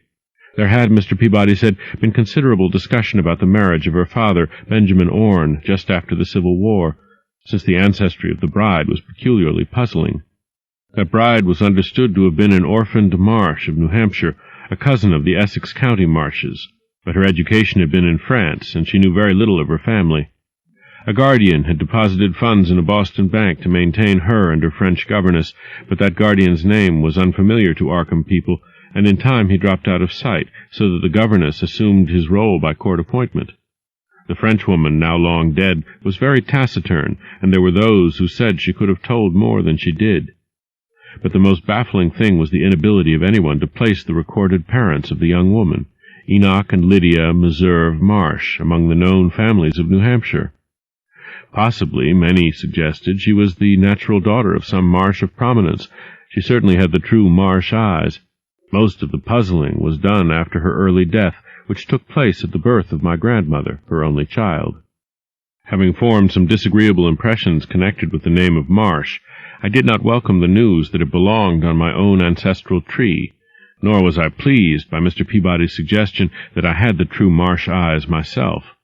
However, I was grateful for data which I knew would prove valuable, and took copious notes and lists of book references regarding the well-documented Orne family. I went directly home to Toledo from Boston, and later spent a month at Maumee recuperating from my ordeal. In September I entered Oberlin for my final year, and from then till the next June was busy with studies and other wholesome activities, reminded of the bygone terror only by occasional official visits from government men in connection with the campaign which my pleas and evidence had started. Around the middle of July, just a year after the Innsmouth experience, I spent a week with my late mother's family in Cleveland, checking some of my new genealogical data with the various notes, traditions, and bits of heirloom material in existence there, and seeing what kind of connected chart I could construct. I did not exactly relish the task, for the atmosphere of the late Williamson home had always depressed me. There was a strain of morbidity there, and my mother had never encouraged my visiting her parents as a child, although she always welcomed her father when he came to Toledo. My Arkham-born grandmother had seemed strange and terrifying to me, and I do not think I grieved when she disappeared. I was 8 years old then, and it was said that she had wandered off in grief after the suicide of my Uncle Douglas, her eldest son. He had shot himself after a trip to New England, the same trip, no doubt, which had caused him to be recalled at the Arkham Historical Society. This uncle had resembled her, and I had never liked him either. Something about the staring, unwinking expression of both of them had given me a vague, unaccountable uneasiness. My mother and Uncle Walter had not looked like that.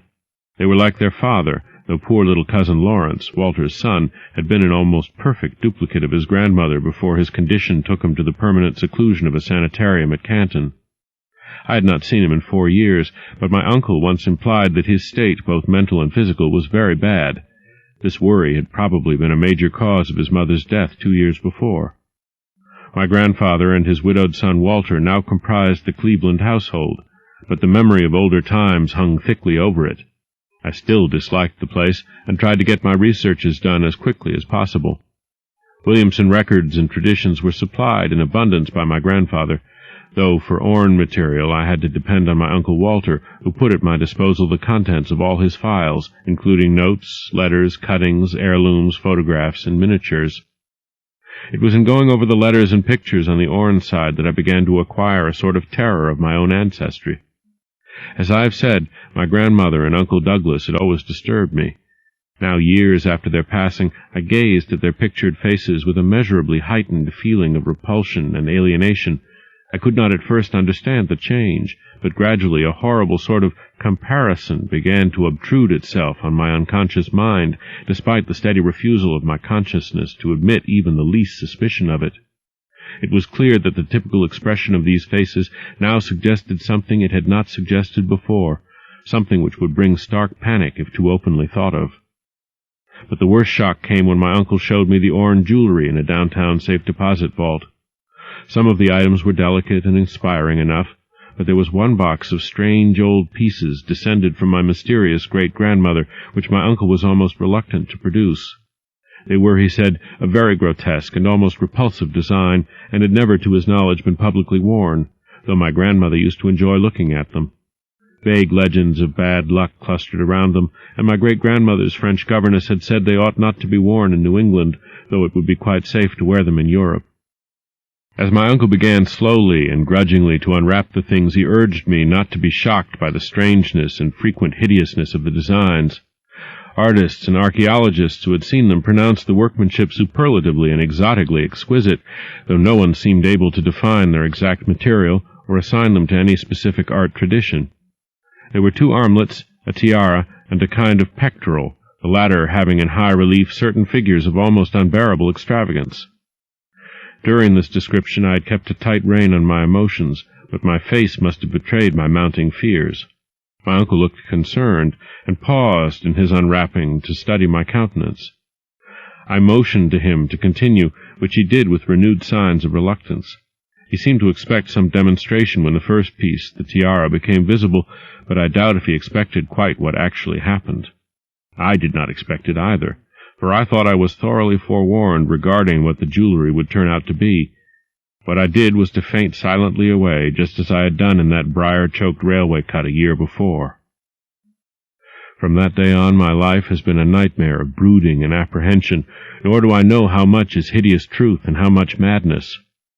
My great-grandmother had been a Marsh of unknown source whose husband lived in Arkham, and did not Zadok say that the daughter of Obed Marsh by a monstrous mother was married to an Arkham man through a trick?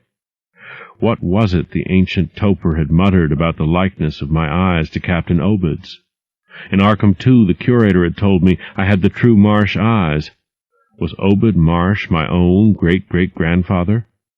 Who, or what, then, was my great-great-grandmother? But perhaps this was all madness. Those whitish gold ornaments might easily have been bought from some Innsmouth sailor by the father of my great-grandmother, whoever he was. And that look in the staring-eyed faces of my grandmother and self-slain uncle might be sheer fancy on my part, sheer fancy bolstered up by the Innsmouth shadow which had so darkly colored my imagination. But why had my uncle killed himself after an ancestral quest in New England? For more than 2 years I fought off these reflections with partial success. My father secured me a place in an insurance office, and I buried myself in routine as deeply as possible. In the winter of 1930-31, however, the dreams began. They were very sparse and insidious at first, but increased in frequency and vividness as the weeks went by. Great watery spaces opened out before me, and I seemed to wander through titanic sunken porticos and labyrinths of weedy cyclopean walls, with grotesque fishes as my companions. Then the other shapes began to appear, filling me with nameless horror the moment I awoke. But during the dreams they did not horrify me at all. I was one with them, wearing their unhuman trappings, treading their aqueous ways, and praying monstrously at their evil sea-bottom temples. There was much more than I could remember. But even what I did remember each morning would be enough to stamp me as a madman or a genius if ever I dared write it down. Some frightful influence, I felt, was seeking gradually to drag me out of the sane world of wholesome life into unnameable abysses of blackness and alienage, and the process told heavily on me. My health and appearance grew steadily worse, till finally I was forced to give up my position and adopt the static, secluded life of an invalid. Some odd, nervous affliction had me in its grip, and I found myself at times almost unable to shut my eyes. It was then that I began to study the mirror with mounting alarm. The slow ravages of disease are not pleasant to watch, but in my case there was something subtler and more puzzling in the background. My father seemed to notice it too, for he began looking at me curiously and almost affrightedly. What was taking place in me? Could it be that I was coming to resemble my grandmother and Uncle Douglas? One night I had a frightful dream in which I met my grandmother under the sea. She lived in a phosphorescent palace of many terraces with gardens of strange, leprous corals and grotesque brachiate efflorescences, and welcomed me with a warmth that may have been sardonic. She had changed, as those who take to the water change, and told me she had never died.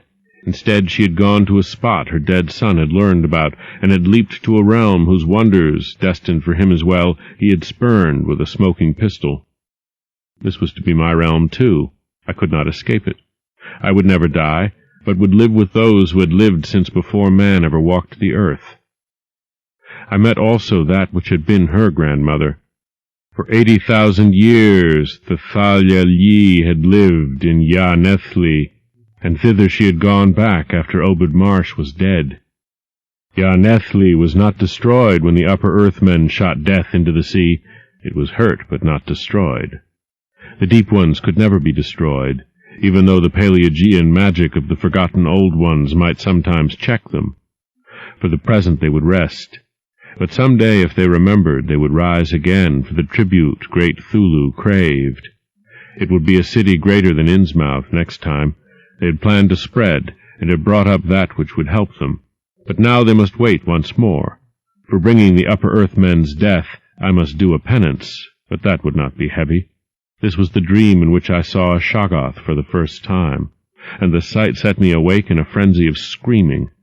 That morning the mirror definitely told me I had acquired the Innsmouth look. So far I have not shot myself, as my Uncle Douglas did. I bought an automatic and almost took the step, but certain dreams deterred me. The tense extremes of horror are lessening, and I feel queerly drawn toward the unknown sea deeps instead of fearing them. I hear and do strange things in sleep, and awake with a kind of exaltation instead of terror. I do not believe I need to wait for the full change, as most have waited. If I did, my father would probably shut me up in a sanitarium, as my poor little cousin is shut up. Stupendous and unheard-of splendors await me below, and I shall seek them soon. Ya Rilye, Thuluftagen, Ya, Ya. No, I shall not shoot myself. I cannot be made to shoot myself. I shall plan my cousin's escape from that Canton madhouse, and together we shall go to marble-shadowed Innsmouth. We shall swim out to that brooding reef in the sea, and dive down through black abysses to Cyclopean and many-columned Ya-Nethli, and in that lair of the deep ones we shall dwell amidst wonder and glory forever.